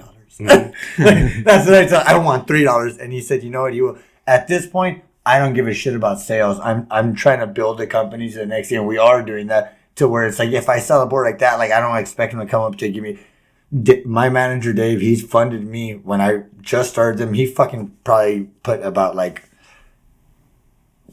$9,000, $10,000 into me about me every day, being like, hey, can you give me some gas money? Hey, I need gas money. He's just like, there you go, there you go, there you go. He fucking got my back, bro. When I lived in the van and shit like that, like he got my back. So Daggers is a really big. I'm fat. They're my family, dude. Hell like, yeah, they're my family. What was Dagger a skateboard company back in the day? Or were they always around? Dagger originates from a movie called Thrashing. Thrashing. Yeah, Thrashing in the 80s. And it's with You're the actors? Yeah, I know, Oh. I know all the actors and everything Okay. in it, dude. But the whole concept basically is they're the bad guys in the thing. They're the crew in Venice that fucking they all rip and shit like that in their skateboard. They're the fucking bad dudes that you don't fuck with, and they're just really stood out in that movie. One of the background actors and one of the dude in the crew kept his board, which his name is Eddie Radigi. Eddie Radigi kept his Dagger board. He would skate around everywhere. And one of the dudes would say, Eddie and the Daggers, Eddie and the Daggers, Eddie. He kept on saying it. So Eddie came up with the idea to make a skateboarding company called Daggers and just keep it with Dave Duncan. Right. Those two made it's so cool. I know all this knowledge. They made the company and they started it. And for a while, it kept going, dude. It kind of died out a little bit because of money and stuff like that. The skateboard industry started turning into what it is, where you order online, you do shit like that. They went down, and recently, a man by the name of Dave Weems, he pretty much put the money into it with Eddie Radigi, and we have a warehouse in Fullerton now where we make it all from fucking the layers, dude. Oh, all you the way guys down do to all your we boards? do. Yeah, we have the factory to do everything. That's where we're seeing videos of you posting of the skateboards, right? Literally, I've got to like learn how to do it. Everything, like every fucking machine in there, dude. If you fuck up, will either smash your hand or fucking cut your finger off, or do and like you don't fuck That's around. dangerous. In there. Yeah. Every machine in there is dangerous. One of the dudes that was working actually got his hand stuck in one of them, and the only way is they got it out because they got a bar to pry it open. And yeah, he would have lost his fucking hand, dude. Like, it's scary. He doesn't work there no more. Like, he's like, yeah. He's like, I don't want to do the warehouse shit no more. But That makes sense. Daggers has been everything for me, dude. Like, I love them, dude. Like, they're my family. And even if the company would go down tomorrow, that doesn't fucking mean I'm not a fucking Dagger anymore, dude. I'll always be a Dagger. Like, it's more than that for me now. I mean, the movie was sick, though. Yeah, the movie's fucking it's long as shit too. A long movie, but it's literally it falls under like Lords of Dogtown. It's like it's one of those movies, dude. That's fucking like nowadays it's like mid '90s, but like for me, I grew up with fucking Lords of Dogtown. Fucking so much things, dude. That like it really. I can't think of the other one where they There's use one- a skate key to steal a car. Yeah, Can't remember that one right now. See, there's so many old skate like they're not I skate know they're videos, yelling they're at them. skate movies, which is a big difference. Dude. Skate videos is strictly fucking skateboard. In skate movies, they do a little bit of skateboarding, but it's a movie, you know. And The one with Tony Hawk too. What's that one? Not there's a fucking Animal Chin. Animal Chin. There's That's Animal that's kind Chin. of that. Search for the search for Animal Chin. Yeah. See all those. It falls under one of those, but Yeah. this one has Josh Brolin in it. Josh Brolin was also in Goonies, and then after that, he blew up even harder to where Josh Brolin is one of the biggest actors. Yeah, he's in like yeah. Deadpool now and all Yeah, that. Josh Brolin doesn't fuck around. He's like real shit to where he blew up from that movie. Like that one was one of his first movies where he played in, and then literally after that he got the Goonies, if I'm not mistaken, and then he fucking boom, dude. He became like an A-list celebrity. So that's why that movie's really really big because it has him in it and it's like one of his first movies, his first films. So it's really fucking cool. That one has a lot of history in it. Sick. What's your board setup? What do you ride? What shape and all that? That is the best question you guys asked so far. You know that? My setup is an 8.5, and I have my shark wheels on there. It usually has like a Dagger grip on the top. And let's see, I think I got some independents on there right now, like the straight up 149s or 159s that line up with it. And some bones bearings in there. It's a pretty cool setup. I have some pretty hard wheels. My wheels confuse everybody because they have the little swiggly lines in it. So I just let them ride it. I'm like, yeah, it's a regular skateboard. It works. Yeah, it just works the same, right? Like It almost looks like it's gonna go. They think they're gonna get on it. It's gonna go woo woo. Like, That kind of looks like it's gonna do that. Yeah, that's what everybody thinks, and like, it's pretty funny, dude. I have a question. Do you have two different setups to, let's say, if you have a setup for street and a setup for vert, or you just skate one board? I have like 3 or 4 decks. I have my regular board. I have my little shorty board that's like it's like a fucking spade. It's like a spade shape, pretty much. Like it's a little shorty, but it has my original fucking last name on it. and then that's like a cruiser board. And then I'm putting together. I also have a fucking like a board like 10 this fucking long that I'm putting grip on. Yeah, like a long, and it's dude, like it's so crazy. Like I have like 3 setups. So he's doing the Mike York thing right now. Yeah, I'm just like kind of being an old skateboarder and figuring out what I like and what I want to do. I'm coming into my like older man skateboard mentality. Sick. And like I am, because I'm like, what if I like skating this long board? What if I know I could 3-flip down some shit, but what if I really do like it? Maybe I'll start fucking skating like that, with the long board and shit like that. Like the Alfonso Rawls ones. Yeah. Yeah, the everybody skate ones. Yeah, those are fucking tight, dude. That's so dope. Have you tried one? No, but that's why we made the Dagger one. I called it the Everybody Hates one, dude. Because everybody's gonna hate on this shit. Watching me, like, it's not one of those ones. I'm like, I know you fucking hater. It's a Dagger one. That's dope. I wanted to ask, how many pros does Dagger have right now? Just one. Just right? one? Just one. We had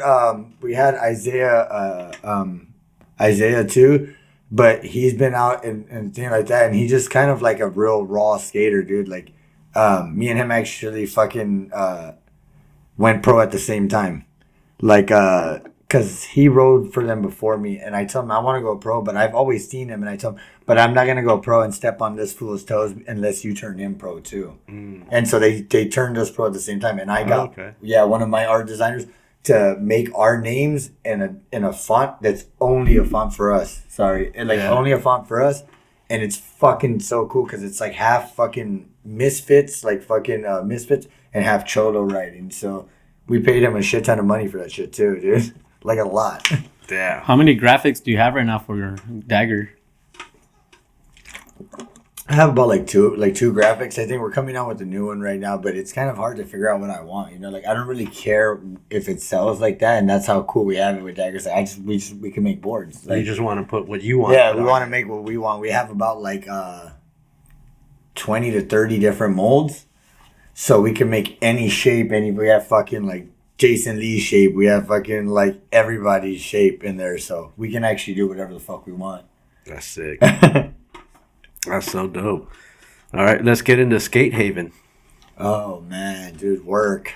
Jesus. Let's talk about your work. Let's talk about work, huh? Oh man, I love my job. For the first time in my life, I actually have a job, which is for the first time. For the first time in my life, I actually have a job that I've kept for longer than 2 weeks or like a month.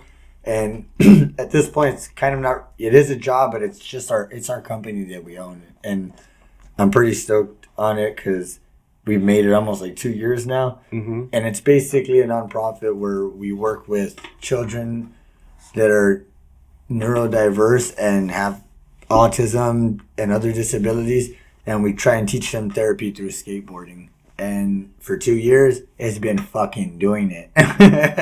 Like really hard. Like we've actually like gone really far to where I have 5 employees now that we have, and about 7 to 8 students, and it's just me and Ali Rodriguez running the whole thing. It's amazing. Yeah, the whole fucking thing. Yeah, nonprofit organization for autism, the power of skateboarding.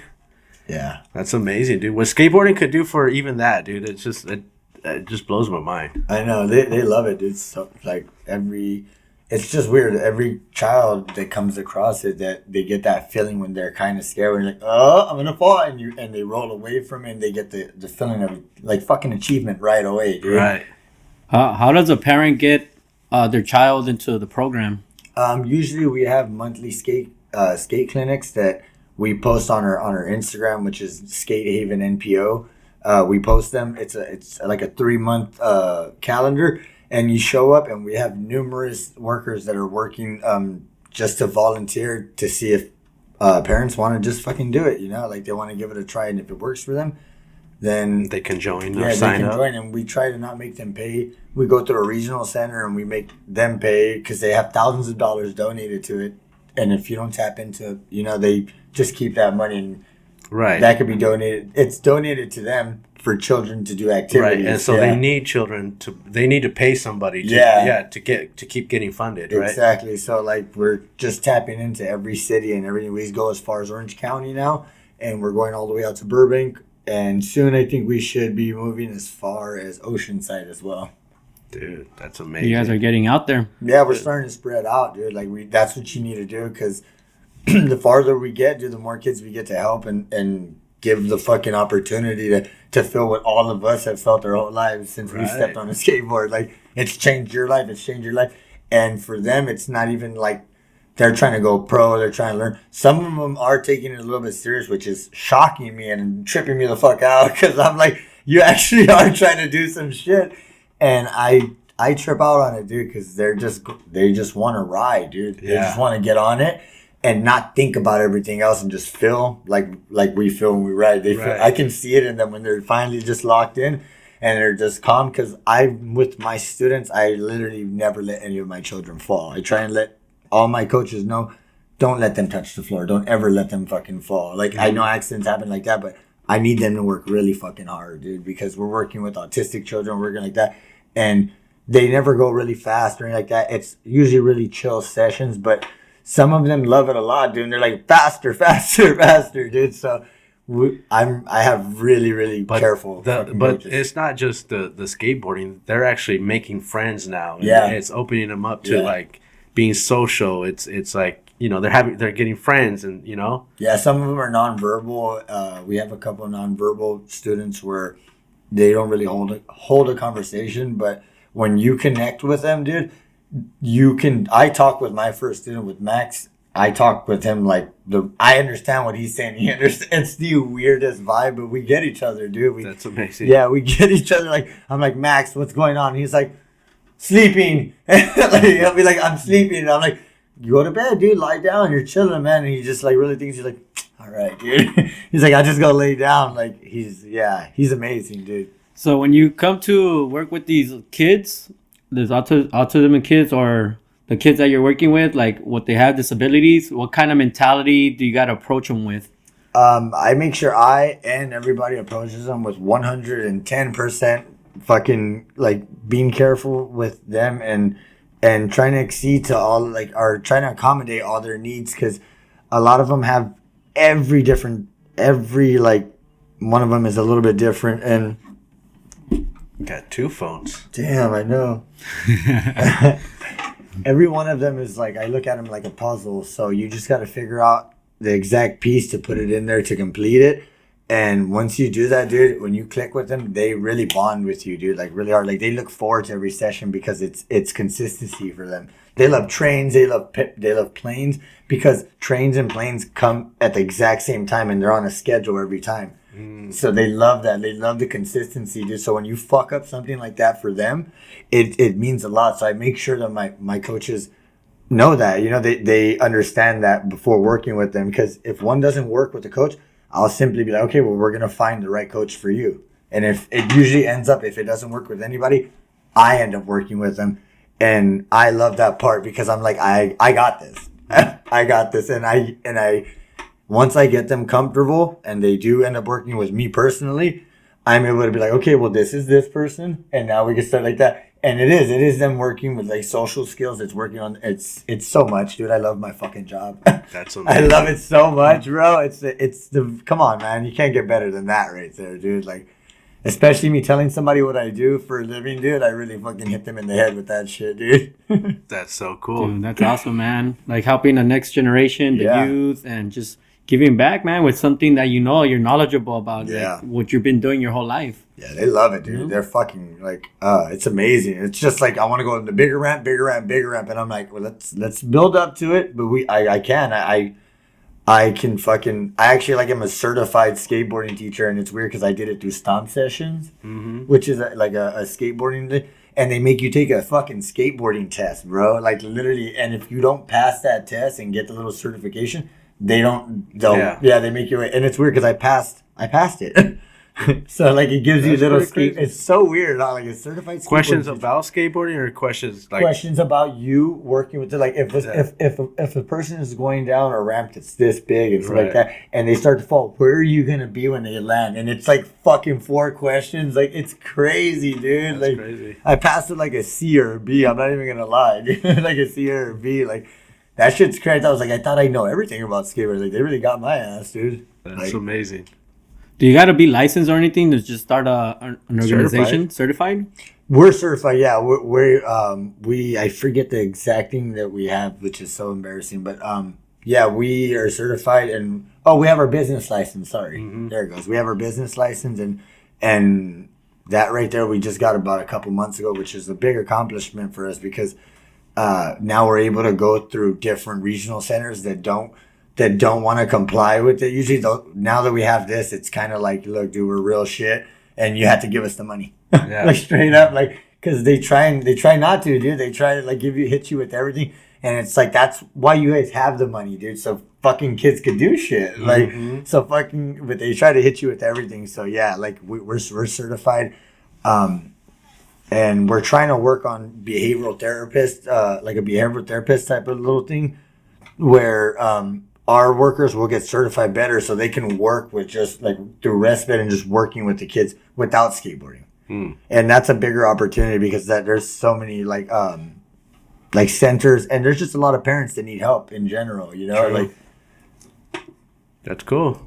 Yeah, dude. Shout out to that, man. So how long you been doing that for now? it's going on a little bit more over like 2 years now, dude, and That's cool. Yeah, 2 it's my years. life, man. And then you got one Johnny Big Chillin' on the working for you. That's my boy right Shout there, out. dude. That's insane, dude. I try and help out everybody I know, dude. If I haven't sent you a DM already, like best believe I will, because all it is I just want you guys to fucking give back and do something, because You're still looking for people to. I'm usually always looking for. Right now we're trying to get our new schedule for the year since it just started, but I have like Carlos Torres, like I have everybody, and what it is you go through my employee handbook and you really have to read it, you know, because when it doesn't go good, I have to let someone go, and it's business, you know, like if like It's nothing personal, it's but nothing if you're not doing what you're supposed to be doing, and if you're fucking up my program and shit like that too, dude, like it's really scary because we worked really hard to make that, me and Ali Rodriguez, dude, and it's like I said, it's so easy for it to just dissolve or fail. So we just keep working on it. all right. Shout out. That's a very good question too, by the way. Thank you. All right. Very good answer. Thank you. All right. Well, let's take one more break because we've been drinking a lot of water here today and coffee. So, be right back. All right. All right, and we're back, and we're talking about your nonprofit. I do want to show. It's a great question. I do want to show the Instagram so they can go follow it. The Skate Haven nonprofit. So Who runs the Instagram? Me and Ali Rodriguez. Like we're looking for literally a fucking person to run it, which we're gonna pay them for, because it's work, dude. It's a lot of work. It is a lot of work, and we can do it through like chat GBT stuff, and it gives us a lot. But it all comes down to we need to hire somebody, dude. I just hire people now. I'm not gonna lie. I fucking don't deal with it no more. I hire somebody. Like, it's your job to do it. If you know how to do it really well. But you want somebody that actually knows what they're doing with the social media. You know what I mean? What's made the company what it is now, because I've only literally made decisions that's bettered shit for us. And when something came along that was fucking it up, I had to let it go. You know, I had to get it away and shit like that. And that's why it's been able to build. You know, I love that. Dude, I love that, man. Yeah, and if anybody all your profit comes from, like you said, the people, not. No, it comes from regional centers. Regional. I think we have about two clients that pay out of pocket, and I think it's because we try to go to the regional center and they make too much money, or I see what you're saying. Something like that, like they don't qualify. Qualify. But some of them just come and they're like, we don't mind. We don't mind paying out of pocket and stuff like that. And because it's doing wonders for the children. Oh, they love it, dude. Like, literally, I can't remember one kid that gets on in our connects. Like, nah, get me off. Like, some of them get a bit uncomfortable. So I work with them personally, dude. I love working with the new kids and stuff like that, because I love I literally look at them and I'm working. I'm like seeing what's really really going on, dude. Like, because they get uncomfortable. I'm like, it's cool, be cool, dude. Like, I got you. I usually tell you can hear me saying I got you like 500 times during the lesson. I got you, because I do. Like, if I couldn't get them, I'd simply tell them like I don't, or if I can't work with the student, I'd be like, no, I can't do it. And it's hard, but you have to accept defeat sometime, or you have to accept that you can't do everything sometime, you know? Yeah, you want to help everybody, but sometimes you can't. Yeah, I get it. But is there maybe somebody that can actually work with them, or maybe it's just they can't actually do the skateboarding. No, it's there's always somebody that could do it, dude. Like Okay. there's somebody who could do it. That's what I'm saying. It's like a puzzle, and I just couldn't figure out You that weren't- one. yeah, you couldn't weren't figure the- it out. Yeah, it's so. I get Isn't it. that amazing? You get what Yeah. I'm saying? Like every little one, it's like that, dude. Yeah, I get you.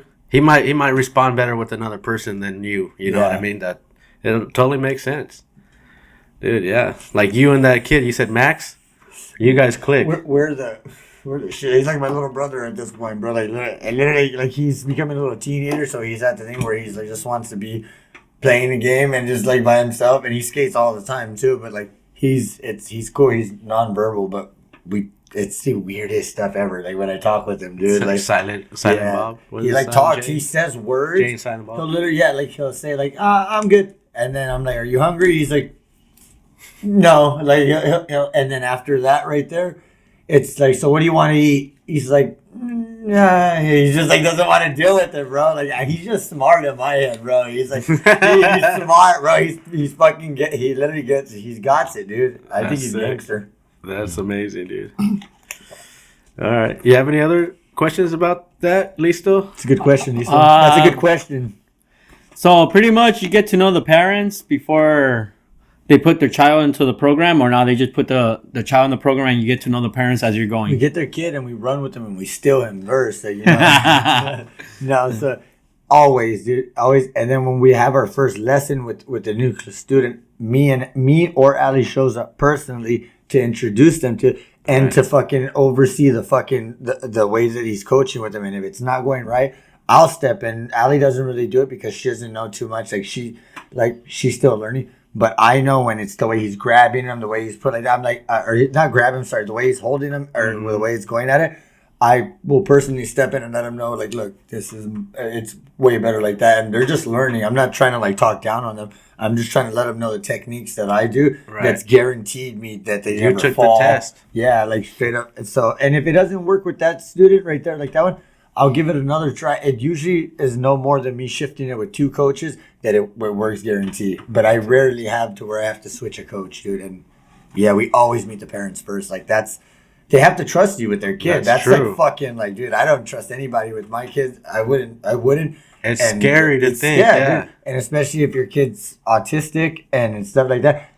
We're doing something that's on a kind of a whole different level, dude. Like, Right. but I do it because we know what the fuck we're doing, and all my coaches know what the fuck they're doing as well, or else they wouldn't be That's working for cool. me. That's cool. That's cool. You mentioned Carlos Torres as well. Yeah. Like, I didn't know that. He has his own page where he's a Yeah. coach. So I Profi. saw that. I think he has a little bit of work in some sort of like behavioral therapy or something. He told me. So he knows what he's doing, dude. And I want to hire people like that. You get me? I want to pay people that I know that you know that I deserve wonder. it. Have you heard of the Skate Connection? I think they also work with the kids that have disabilities and stuff like Yeah. that. Yeah.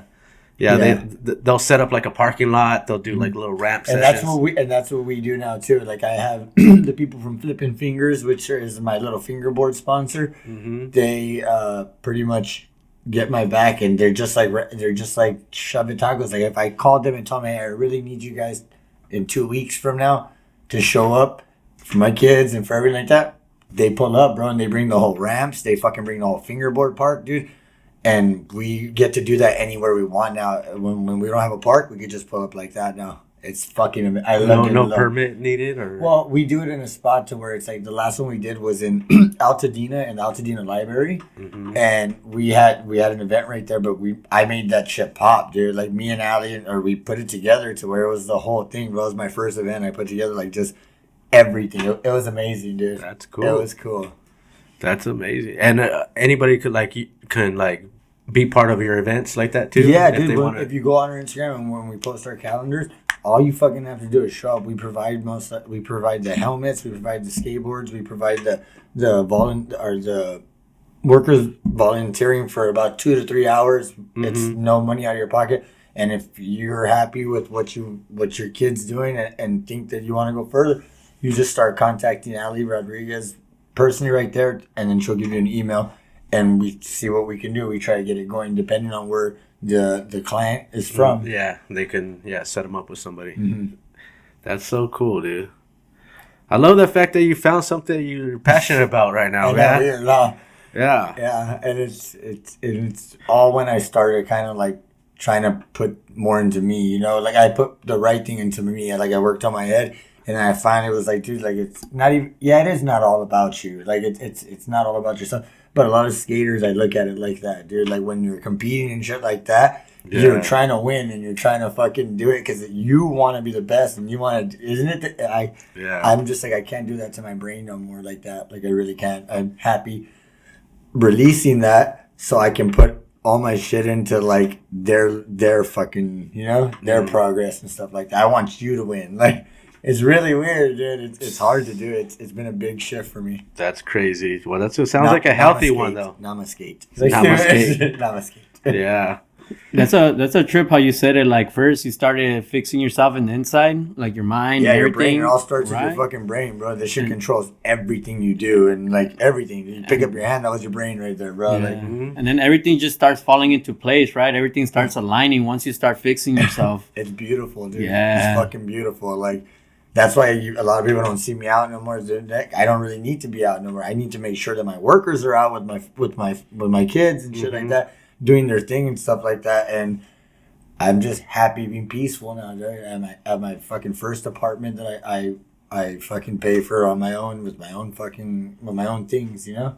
That's Amen, cool. amen. Got out of the van, huh? Yeah, I started. You still have the van, I still but have. Yeah, I still have two vans. I have two vans. Oh, we have three in general. It was. I seen one like smashed in the front. Yeah, I I got into an accident with my one that I had already pimped out inside of it. I had it all good. I got into my first car accident. I didn't get really injured. Nobody got injured. I hit a tree. I had full coverage, so they paid for it. All I did was knock down a gate, but that was my first accident. It was rainy, and I fucking Lost control. it got my ass. That shit's heavy as shit. But long story short, I took everything out and I stripped that one, and I'm getting the engine out of it too because it has a rebuilt engine with like Corvette pistons and all this shit in it. It's a badass engine. So was that the one with the mufflers and everything? that's the one with it. But see, my new one has that too. Okay. The blue one, I bought a shorty one, a little blue one that's really nice. It's a 94, and it's really nice too. But I need to put that engine in this one, dude. And I got dual exhaust on that one and two Magna Flows, so it sounds badass too. But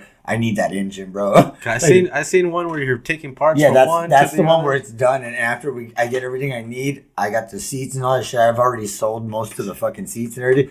I just need to get the engine, which about 2 weeks ago I got my first engine hoist. I got a cherry picker. I'm a fucking man now, dude. Look at me doing all this man shit, bro. I can't wait to use it. It's the weirdest thing ever. I'm like so proud that I own it. I'm like, yeah, I'm gonna pick a fucking engine up with this shit, bro. And I get that shit out, and once I get it out right there, I'm stripping. We're just kind of throwing it away for like scrap metal, like let them take it and shit. That's all I really need out of it and shit like that. Maybe a couple side skirts off of it and shit. So yeah, that's why I was stripping that because I need all my shit. I paid a lot of money for that van. I put out like at least a good $20,000 into that fucking van, bro. Like just kept putting money into money, and it was bad. It could go. That one could have drove to literally fucking like Texas to SF, and I didn't do it yet. I was scared. Yeah, I was scared. It's because once you go out there, bro, and you break down, you can get AAA, but you're like you live there in that van, bro. Like if you get driving here to Nevada, you get stuck in between. Well, at least you have a place to sleep. Yeah, that's what I'm saying. You have a place to sleep, but it's like shit's crazy. But it could get cold if the engine don't turn on. I've done it once or twice. I did it on the way back from Vegas from that fucking one of those curb event. Yeah, I did it with that. Horse? On the way back, I blew my fucking engine out, and that's why. That's why I had to rebuild it, and yeah, I was stuck at the top of Apple Valley on the fucking at that El Cajon. I think it's called El Cajon. I blew my shit out going up to the top, bro, and then I fucking tried to open up the fucking radiator, and it fucking exploded in my face with the hottest fucking water I've ever, dude. Like, I was like, I was like freaking out. I've done that. And I got stuck up there, bro, and it's because I cracked my fucking my heads. Oh. I cracked my heads going up, dude. Like I didn't know how to do it properly, so yeah. That was one of my first ones, but then I ended up rebuilding it, and that's when it became a beast, dude. It became a fucking beast, that van. I miss it. All right. Any dream sponsors? Let's see. I was thinking about Avenue Trucks hit me up, and I was thinking about doing that, but like, I would have to work like on the street like that. Nowadays, it's not really sponsored. I just want to be a part of like more of a family and shit like that, which is always more skater-owned companies. Okay. Anything that's like usually corporate now, I try. Like my only corporate one I have is Shark Wheels.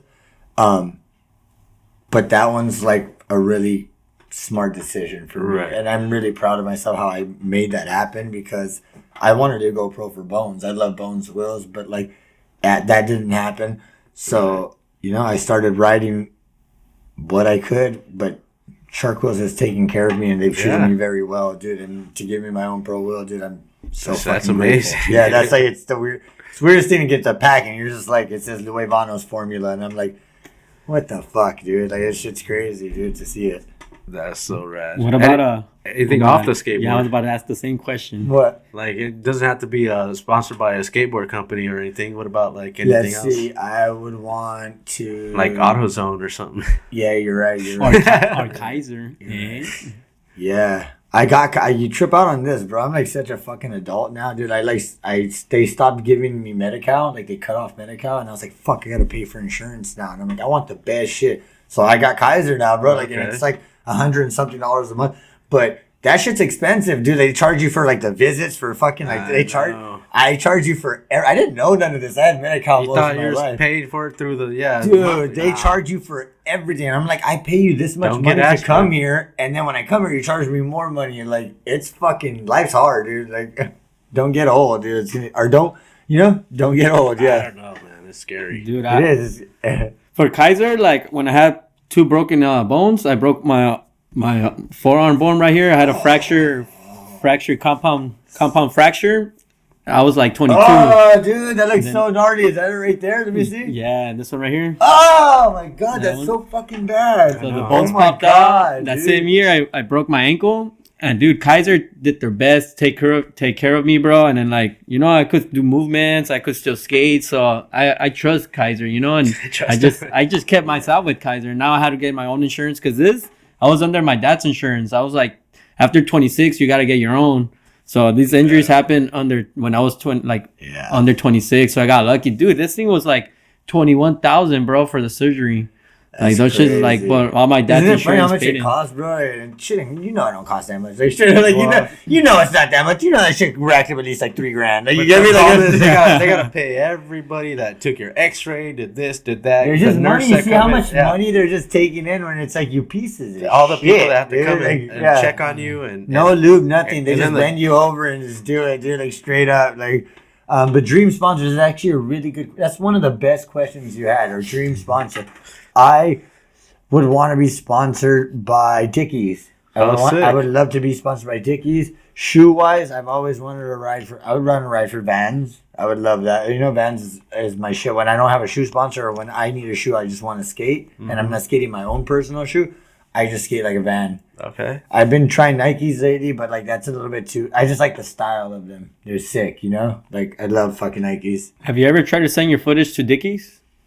I think somebody's talked to him and they sent something to him, but I don't even know what happened, dude. Like it's the whole skateboarding industry thing. Like if one person doesn't like you, dude, or they hear like it's just over, dude. Like and at this point, I'm just happy like I can just buy my fucking Dickies now. And it's weird because I really don't even wear Dickies no more. I only wear pants with like a strap as a belt.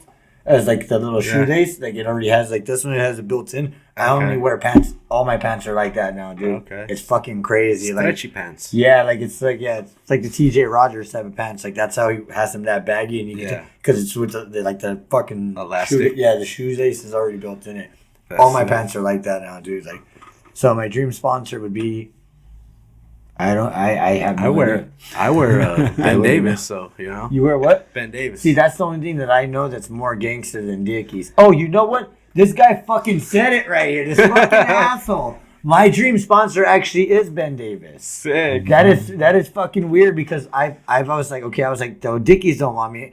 Not even they don't want me. I just haven't tried hard enough to go there. But I was like, it would be even cooler to get on Ben Davis because one, that's the only thing that's more old school and gangster than that. And two, it would be so new, and it would fall down the same path as Dickies. You get me? It would, dude. It would, and people all love that little monkey, dude. Like That shit, dude. That was my homie's logo before he died. Rest in peace. He used that and he put his name under it, say Bird, BRU, like under the little monkey. I almost wore a Dickie. I almost wore the Ben's shirt today, the one with the little zipper right here. Yeah, they fucking. Oh, I have that one. Is it a stripe one? No, I don't have the stripe. I got the That's stripe black one. The stripe one's a lot, dude. See, like that shit comes. They're like $80, $90, dude. Sometimes even more, dude. They used to be cheaper. I know Yeah. that. That's the only thing that I know that has heavier stitching than Dickies. Like, you can see their fucking stitching on it, and that's more gangster, dude. I don't know. It just is. So The pants are based. Ben Davis is my dream sponsor.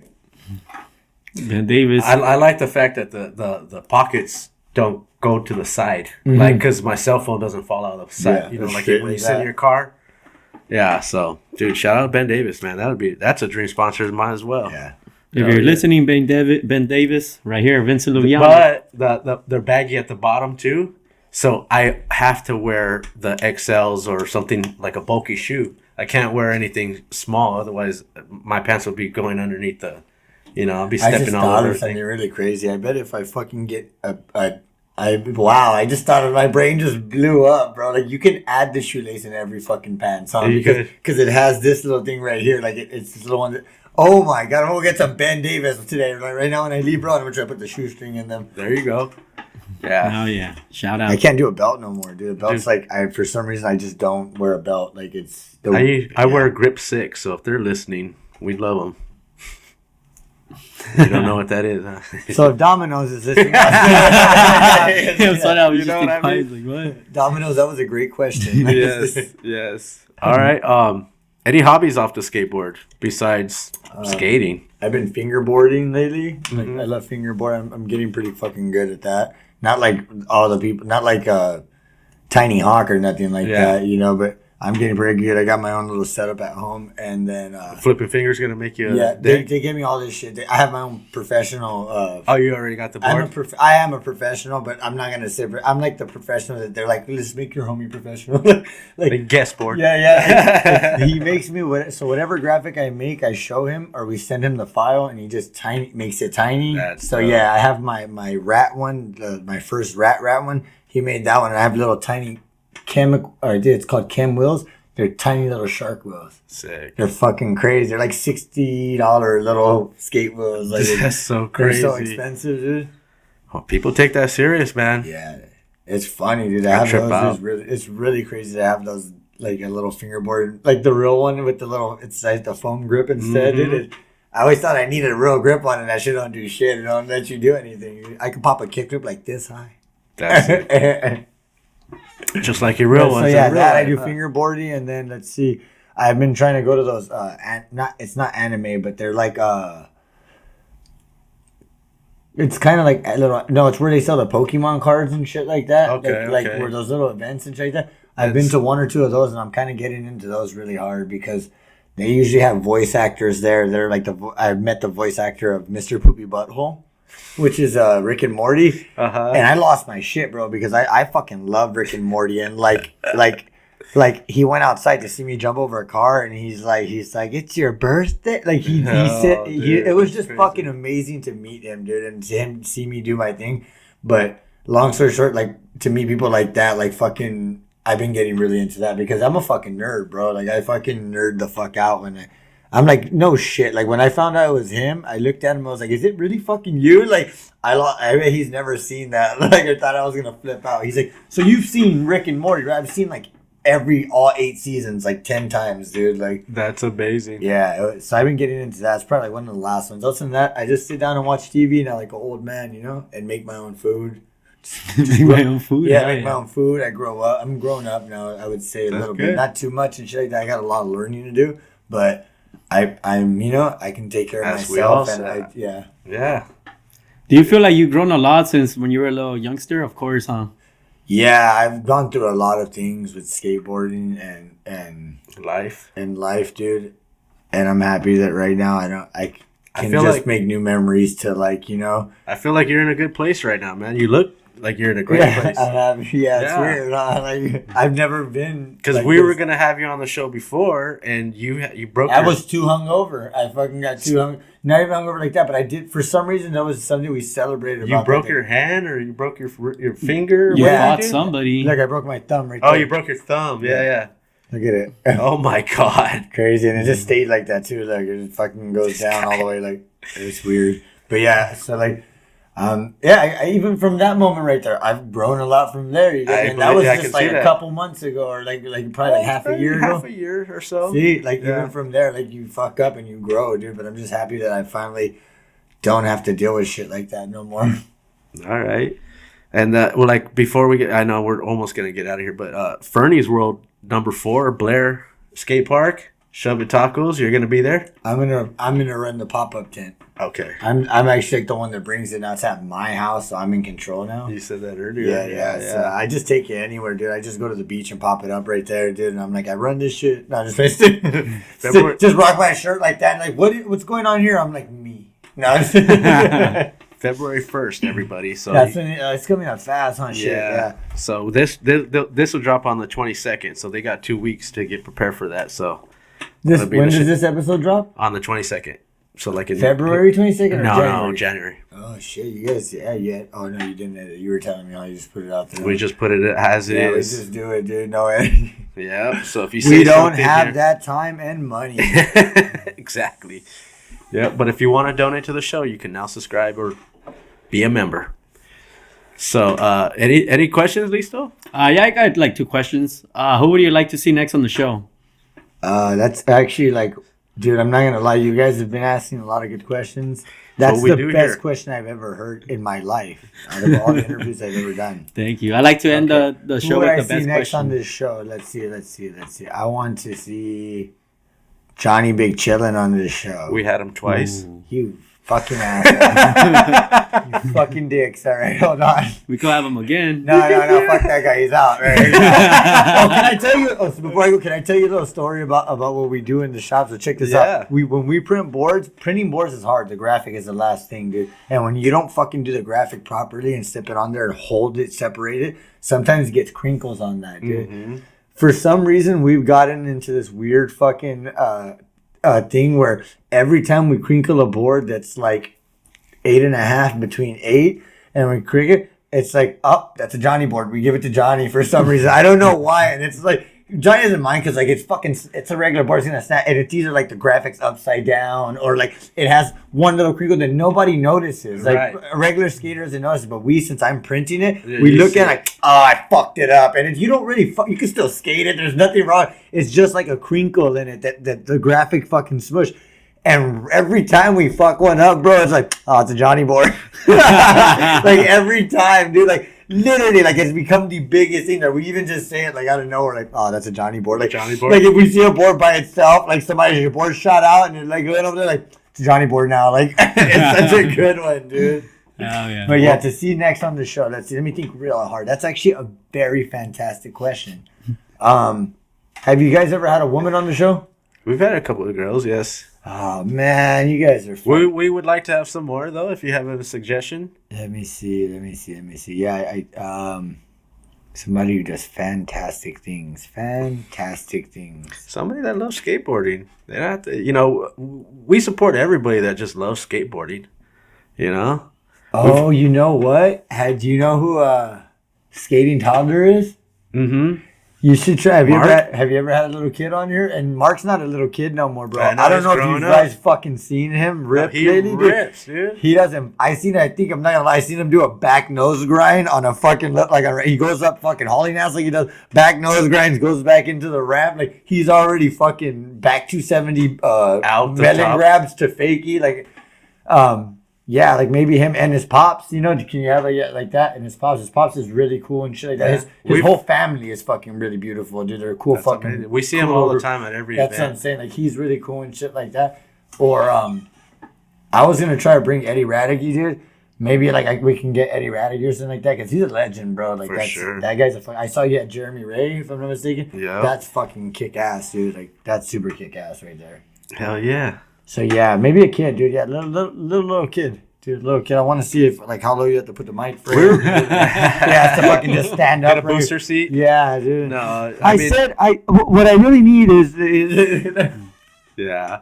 We when we first started the show, I had all these ideas of bringing kids in, but at the same time we were just like, maybe we should wait on the kids because they don't really have that much experience or haven't been in the beginning too. What about Steve Corona? We were drinking. You guys had Steve Corona already? Not yet. I would get his fucking Mexican. I would get his ass in there with his hat and everything, dude. He's really, really fucking sick. Yeah. He should have something to say, dude. I think he was on the fucking Channel 11 News already and shit like that, if I'm not mistaken. He's has some shit to say. A little bit. We'd love to have him on the show.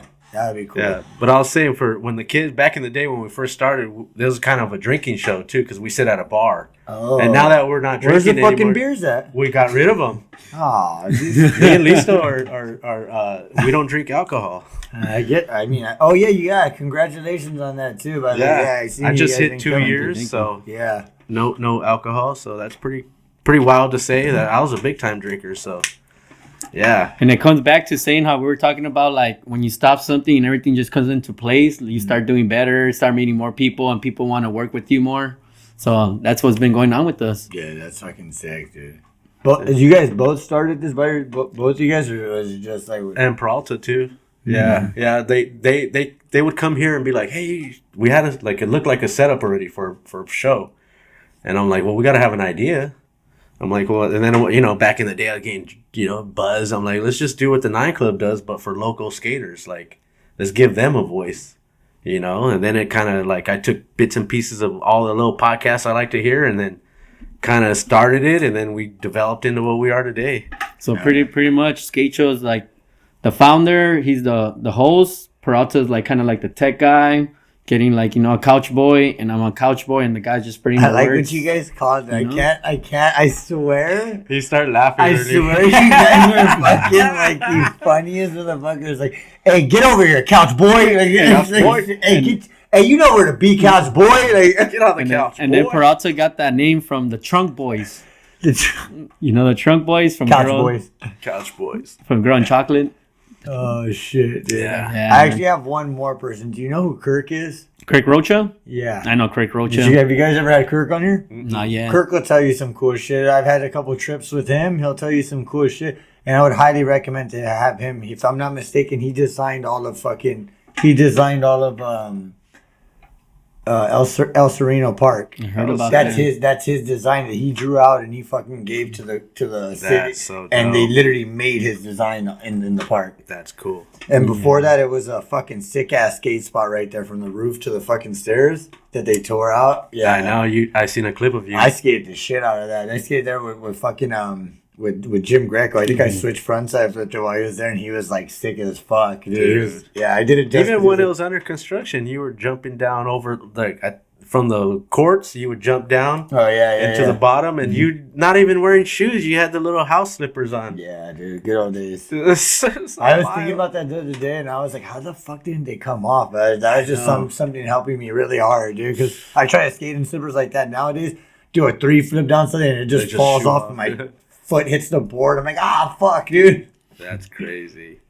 Yeah, I mean, you've had some wild ass clips, man. One of my favorites always is at LP on the big wave when you just nose pick it. Oh, over the fucking keyhole? Yes. I fucking nose picked it, not over the keyhole, but I've nose picked it back down to fakie before. Yeah, I seen that one too. Yeah. That's gnarly. Because I was gonna eventually try to do it over to fakie, but then dude, like that shit's like scary, bro. If you really think about it, like when you go up to that spot, you go and you're like, yeah, I can't. Like like how can we get to like the whole mission is to get to the top, but I remember the first time, and every time I do it, it hits it. And then it's the point where it's like, okay, motherfucker, like you better, if you don't hold on right here, it's literally you're sideways and you're going to kick out and just go boom, straight to your side, dude. So you literally have to go for it, dude. The way it's like skateboarding. It's straight up skateboarding. That's fucking wild.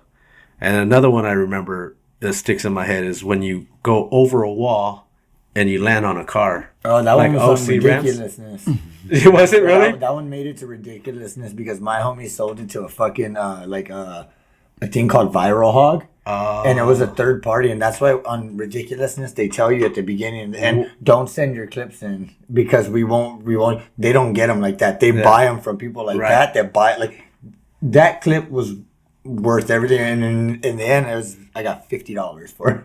That sucks. Yeah, $50. And because they own it now, right? They own the rights to it. And they sold it to fucking another one, and then they sold it to ridiculousness. And it came out on Epic. My homie hit me up, like 2 or 3 homies hit me up, and they're like, dude, you got to see this. And like, I haven't been able to see it, but it's on ridiculousness. That's like, fucking hilarious. Yeah, that one was crazy, dude. That guy tried to sue me and trip out on this. That guy tried to sue me, and I was with Ron from 411, and Ron fucking had a lawyer, and he gave me his lawyer and gave me the number, and the guy never hit me up again ever. Yeah, he hit him with because it's just like, bro, you were parked in a no handicap, like, or in a no parking.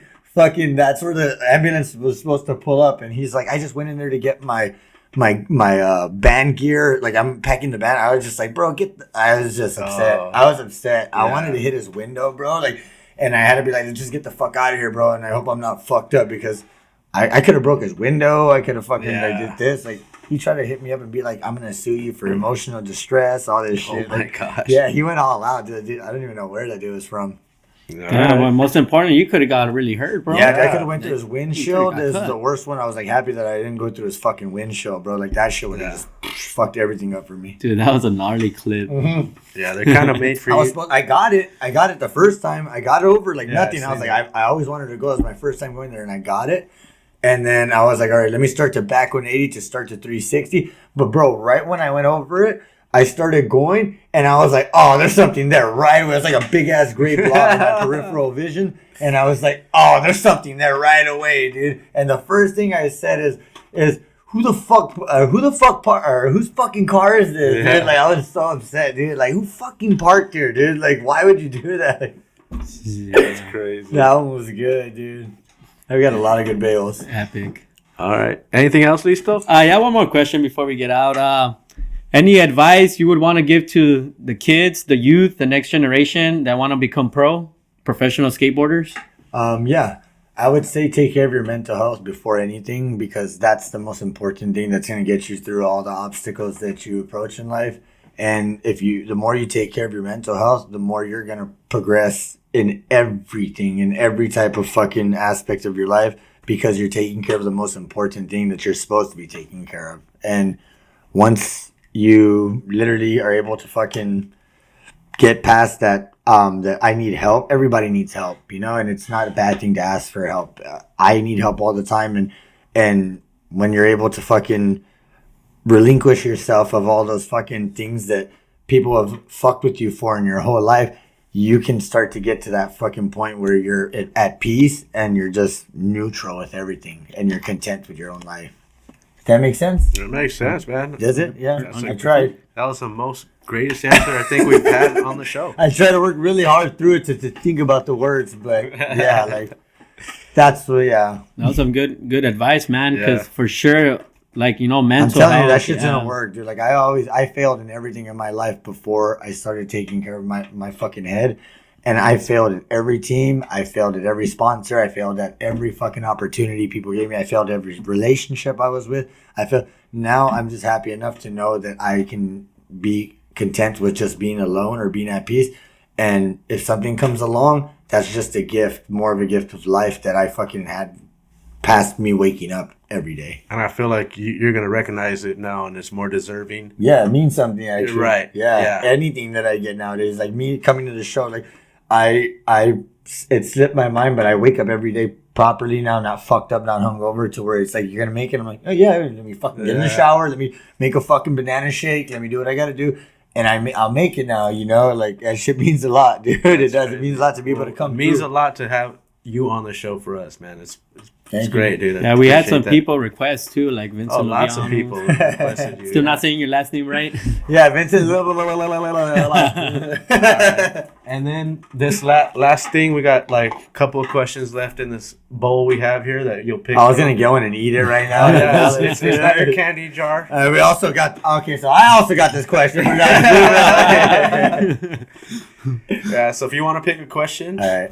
Drum roll. Oh, this is crazy. I was gonna say you are dumb. No. All right. If you can skate with a pro skater, who would you pick? Oh, that's it. I thought about that one the other day. You skated with a lot of people. I've skated with I've skated with Steve Cavallero. Oh, you know who I haven't skated with? I haven't skated with Tony Hawk.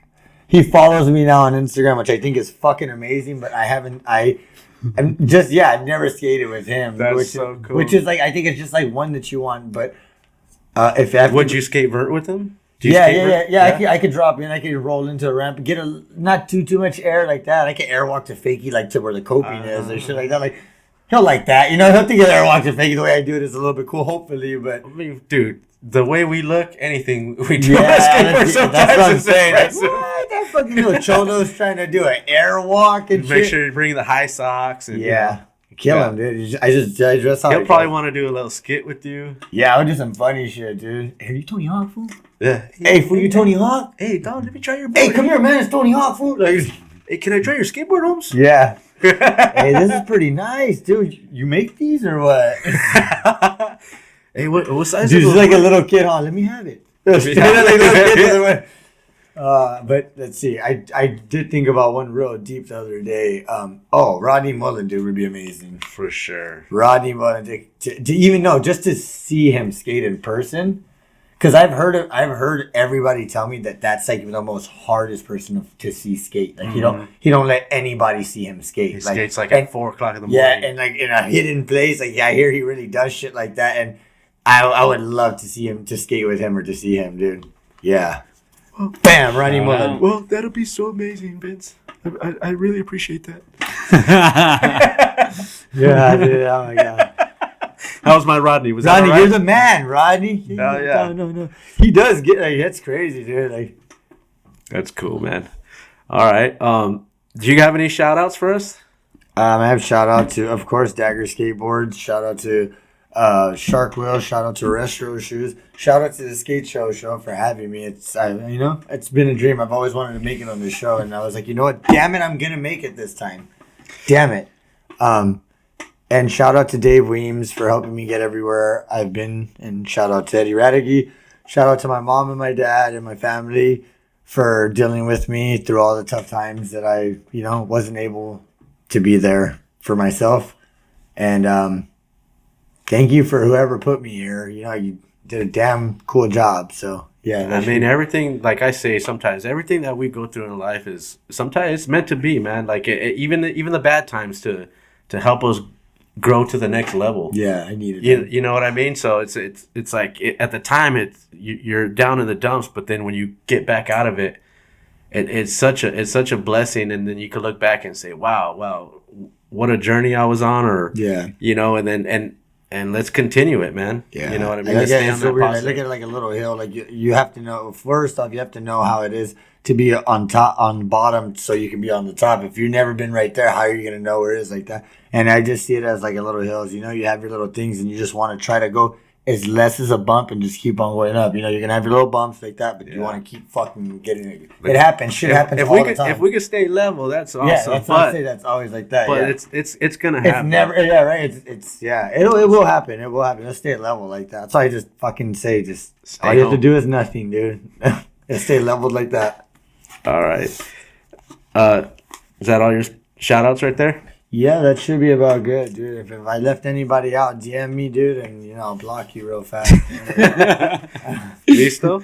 Yes, sir. Shout out number 1, God. Shout out number 2, my family, my mom, my brother, my siblings. Shout out number 3, my sponsors. Shout out my filmers. Before, huh? He does this a lot. Huh? He got a whole list. He does this a lot. It's on his hand and shit like that. Auntie fucking Sandra. Shout out my cat Tiger for the first time. My cat. This guy is good. No, right. Cat shout out? Don't you have a pet? I had one. It's with my ex now. Like I didn't have it was before we were like that. Like, whose cat was going in the bag the other day? Oh, that's Allie. Allie has a cat now. Okay. Yeah. So it's kind of like we do have a cat, but I keep it with her because cats fuck your shit up, dude. It was already trying to scratch at my fucking new fucking couches and shit. And I was like, my mom gave it that to Allie. Yeah, my mom gave that one to Allie, dude. It's such a cute, cool little cat, dude. It's gonna be a good looking cat. I think it's gonna have like the little long hair and shit. It's really nice. Chris Roberts, when we had him, I think he shouted out his cat. Larry. You guys had Chris Roberts already too? Damn, you guys are famous, huh, dude? Episode 100. Yes, sir. Damn, dude. Yeah, he was our Tony Hawk. I have no episodes, dude. I have one now, but damn, dude. We'll tell you about all the pros we had on the show after the show. Yes, I sir. don't even have my board, I think. I gotta check if I have my board. Dave is calling me like crazy right now. Something's going on. I think they're trying to meet up. All right, let's finish up the show. All right, so my last shout out. So shout out, we're the Locals Sk8. Shout out Skate Show. Peralta, he's not here. And shout out Vincent for coming out, sharing your story, and getting to know you more, man. Yes, sir. And skate it up soon. Hell yeah. All right, and of course, thank you again for coming down. Always appreciate you, bro. I'm so excited to see what you're doing. It's amazing to see your journey right now, and you're giving back is what's everything, you know. So thank everybody out there for tuning in. I want to thank you guys for watching the show. Please like and subscribe to our channel. If you want to become a member, now you can become a channel member of our show. We're gonna try to hopefully get you some perks with that. Maybe give you the show day early. So if you become a member, we're going to try to work that out for you. And also follow us on the Instagram if you're not, at We're the Locals Sk8. I'm OG Skate Show. Till next time, peace out. Yeah.